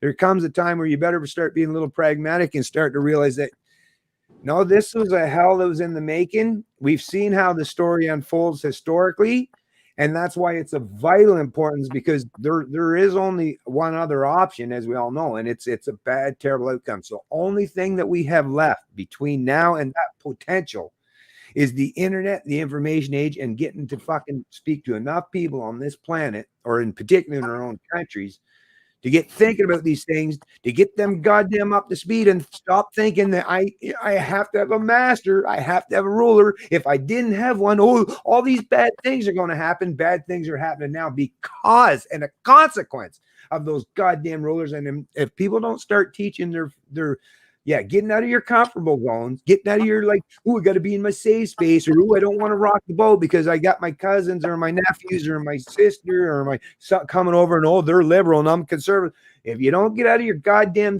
space in your mind and keep avoiding that reality, well, like I said, the long-term prospects are going to be pretty bad for the West, and then it'll probably be pretty bad for the rest of the world as well. So now that's my last and final thought on this thing tonight. And my last and final thought will be, people need to get not so ignorant of history. I like to research and study history, and it's actually scared the hell out of me. And what it's made me realize is that people, like my father said, they think that, they're going to resist when push comes to shove. And whether it was Hitler, whether it was Stalin, whether it was Mao, whether it's North Korea currently, whether it's China currently, whether it was China under its one-child policy, you're a fool if you think that people will not submit to authority when it's knocking at their door. When it's too late, when the guy's at your door and they got the gun to your head and it's come with us or not. History has shown us, you just Google Mao, Google Hitler, Google Stalin, and you'll see the black and white photos of them being stood up, being shot in the back of the head, the piles of bodies. You'll look at the historical numbers. I'm looking Google now, deaths of up to 45 million in this war and that war. 45 million people, folks. A lot of people died when people didn't stand up against authority and waited till, I'm going to wait until it's at my door. I'm going to wait until they cross this line. And history's shown us that most people wait until it's too late, until it's too tough. And the crazy thing about history, the beautiful thing is, through that, strong men get born, and sometimes throughout history, it's been advanced civilizations. But there's been periods and times where authoritarian dictators have ruled and have ruled successfully over people for hundreds of years, thousands of years. So don't think that, it's just going to go away, or we're going to muster up a revolution in another 5 years. You could be ruled underneath authoritarianism for a while. It could get a lot of people killed. And here's the thing that's different about throughout history is, like my father said, a couple hundred years ago, or under Hitler, Stalin, and Mao, you had these World War II planes, you had, Kalashnikovs, AK-47s. You're in the Industrial Revolution, you got some nice technology, but it's not no military as 2020 in the U.S. states, where you got invisibility tech, drones, RoboCops, Boston Dynamics shit that basically looks like it's a RoboCop movie. So, don't be so foolish. If you think it was hard, and you've seen, people like Mao and Stalin and these people in China tried to overthrow their dictatorships at the time and didn't be successful, and actually all ended up piled in pits on top of each other, dead under the forms of a dictatorship. You think that this time they've gotten way better at killing people. They got robots to do it. They're way more efficient. They don't need the hordes of Nazi soldiers to follow orders anymore, when they can literally just send in Reaper drones. What are you going to do? Shoot at them from the ground with your AK-47s? Come on, folks. We're way too deep into this. I try to be optimistic, but there's some nights I go to bed at night and it scares the hell out of me. I think maybe we are too far, because they got too much tech. And it is ridiculous that I got to get up here at the end of a presidential debate and try to debate and tell people that, hey, maybe we should figure a better way to run society rather than this joke show that we just watched here before the end of this commentary. That this is the best that it's come to, folks, that whether it's Trump adds 10 trillion to the debt or Biden adds 30 trillion, like this is going to blow up in our face, and it's just keep kicking the can down the road. And because we're comfortable, but the crazy thing about life and karma, whether it's Jesus, it's spirits, it's a religion, or it's just, you know, how the world works. I don't even know how it is, but it seems to be that karma is a way of paying people off, including myself. When you choose the comfortable route, it seems great in the moment. But then when you get to that point where karma swings back, and it's so much worse because you took the comfortable route and you didn't prepare and you didn't take the time out to be a rugged individual and challenge yourself for the times and address the issues when they were small things. We're at the point now where, yeah, they had a civil war over a couple percentage of tax in America that started the country. We're to the point now where, yeah, the countries are $1 trillion in debts. The military's already built. The tech's already there. They're putting masks on your child's face, guys. Like, it's so deep now that if you're not getting nervous now, man, I don't know. Then you're just one of those other people that when the Nazis roll through, that you're like, oh my God, they're literally burning Jews. But hey, whatever, it's not me. I'm scared. I'm just going to hide in the corner and hope that because I'm a German, they're going to leave me alone. Or hopefully when Hitler comes out of this, I was in the chosen people. Well, history's shown it doesn't work out for cowards, and it doesn't work out for the authoritarians. And the sad part is the people like me and my father, the people who are speaking out, a lot of us will be cannon fire. You know, we're the ones that they'll go after first because we're effective in our logic and our reason, and we have the ability to sway the masses. You know, one beautiful thing, and I don't think it's going to be Trump, but we're going to see some leaders come out of this. And that's what my biggest concern is leaders in the movement who have the bullpit to make these announcements, to stir up the revolutionary thought, to stir up the people into to fight back tyranny, are kind of tiptoeing and more timid the same way our ancestors were. You know, you go back to the beautiful thing, Leonidas, the Spartans, right? The Persians roll in, they say, listen, just we'll tax you 10%, give us a little bit of water and land, kneel to Xerxes, and you'll just be a part of the Persian Empire. It's no big problem. Nobody has to die. And what's Leonidas say? He looks back at his wife and kids. And he says, you know what? You outnumber me, but I'd rather you rape my wife behind me, kill me and my family, than submit to your goddamn authoritarianism rule. We are free men around here. And it's told people get to that kind of mindset. And you know, we understand the majority of people are followers, not leaders. So it's the Leonidases, it's the leaders that got to have the balls when push comes to shove. People even like the Alex Joneses, who maybe people don't like him, but who has millions of viewers and millions of followers, of the InfoWar followers. Well, I worry that or the Trump supporters, I worry that when the revolutions kick off or when shit gets too crazy, that these people actually cuck out, don't have the balls to be the Leonidas, to be like, listen, guys, rally the troops. Because Alex Jones has been saying for 20, 30 years, they're bringing in martial law, the government's corrupt, blah, blah, blah. We're past the point of no return. Okay, buddy, then if everything what everyone's saying is true, then why aren't we lining up on the streets to do something about it, right? So it seems everyone wants to tiptoe around everything. And history shows you tiptoe around everything, you end up just shot in a pit somewhere. Yeah. Yeah. Well, listen, like I say, this was, well, I mean, I like this part actually better than the debate, to be honest with you. But I just wanted to say thanks for Corey. And I seen Steve was in there too. And it looked like there was someone else, but they must have just kind of been lurking in the back there. But anyways, thanks to you guys for showing up to the chat and the stream. And yeah, it was actually, I was pretty surprised at how even the quality of the video turned out, because I didn't know. I thought, because it didn't look like it cut out on my end, did it? On your end? No, it went pretty flawless, and they had C-SPAN had 1.3 million viewers, so they are holding strong. Wow. And even on my end, like the quality looked pretty darn good. So I guess there was that. We can end on a positive note that actually the stream went by rather well and seamless with no hiccups. And yeah, we know why it went well, though, because, objectively, we're going to wake up tomorrow and every single lefty on the internet's going to say that was the best damn performance Joe Biden ever gave. Because in all credit, here, me being a total thinking Joe Biden's an idiot, he didn't poop in his diaper.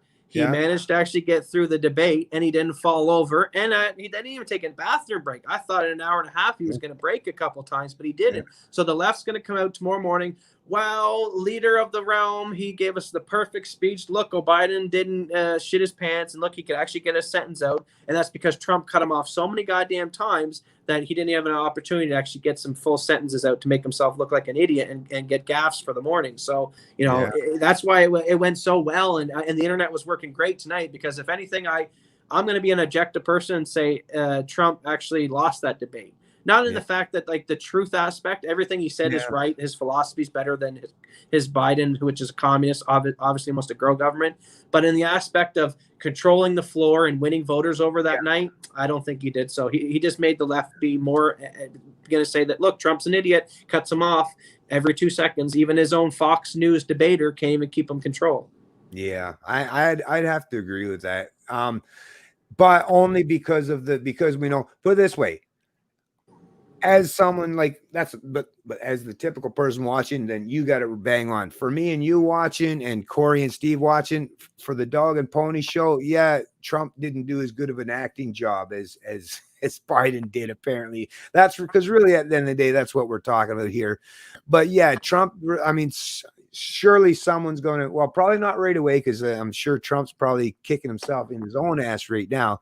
So once he's given that little time, there's going to be someone's going to have to chirp in his ear. Otherwise, he's going to have to do he's going to have to do better than that if he wants to. And like I say, I think it was the lost opportunity, because I suspected that, especially with the Adderall thing trending and stuff, I suspected that, of course, they're going to make sure that they wouldn't have even agreed to the thing if they didn't think he would be able to pull it off somewhat, right? Did I expect there could have been gas? For sure. But the problem is, like I say, Trump didn't give him enough time.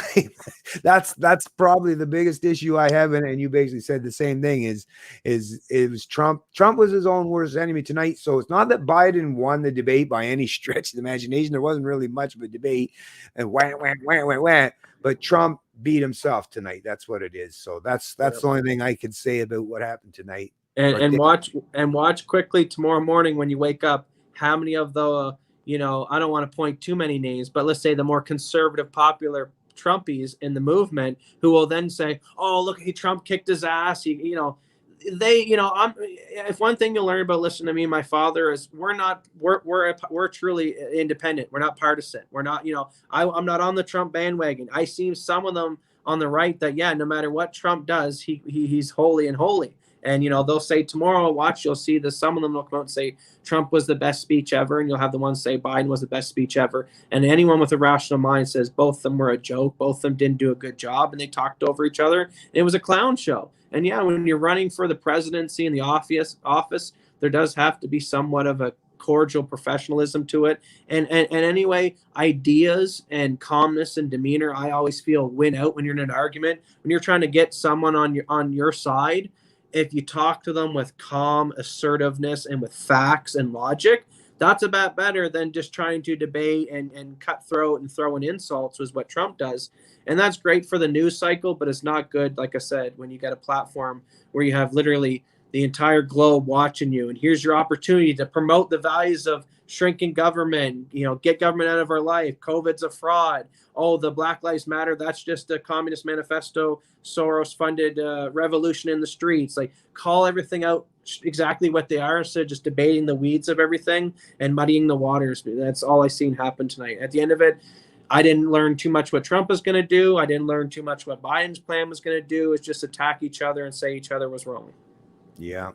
Well, like I say, and anyone that's a Trump supporter, you would probably be doing him justice and giving a little constructive criticism, because I think there's one thing, if he's as successful as he is, which obviously he is he's got to learn and correct some mistakes, and I think that could be beneficial. And once again, I don't even know why people have such issue offering constructive criticism anyways, because even if you are the one still going to end up vote for him on November 3rd or 4th or whatever the hell the election day is, you can still criticize the guy. It's not the end of the world, but anyways, so yeah. I'll say one thing too. Yeah. One last thing is definitely having Chris Wallace as the first debate moderator would definitely trigger Trump. Trump already knows going into this that him and Wallace have clashed on Fox News all the time. He's constantly tweeting about Fox News has these few radical lefties working in their organization. So I think Trump also shines by who he has asking the questions. So you send him in Wallace to be the moderator, who's obviously biased throughout the whole thing. Trump's taking that emotionally. He's getting triggered. It's throwing him off his game, which unfortunately is exactly what Wallace was trying to do and makes him spit and sputter and cut Biden off. Where, you know, I think if you would have had maybe like a Hannity or someone who was more friendly or more in line with Trump views, then he would have fed it more to Trump in a favorable manner, not cut him off and allow him to really give it to Biden. And it might have made for a better debate, but it was hostile going into it with Chris Wallace as the debater. Yeah. Or the moderator. All right. Well, you want to tie it up then there now? And Yeah, we tie her up. We talked about it, everything we need to. All right, cool. Well, like I say, thanks again for Corey and Steve and whoever else ends up watching this stream for coming and join it. And we'll be doing another stream. Well, we'll give a little time. We'll try to figure what kind of topic we're going to cover next, but I'll let you know, and I'll make sure that you have ample time before we go live. I'll probably do like what we did here. Start it earlier in the day. So, because that's actually the thing with this channel, it's not grown as fast as I was kind of hoping, but if I get it these streams time so that I give a little bit more time beforehand for people to get the notification or to just see when I post it on the social media pages, we'll get more and more people coming around to checking this stuff out. But anyways, thanks for all of you folks that do end up seeing this, and me and Matt are going to sign off, and we'll see you in the next one. All right. End the broadcast.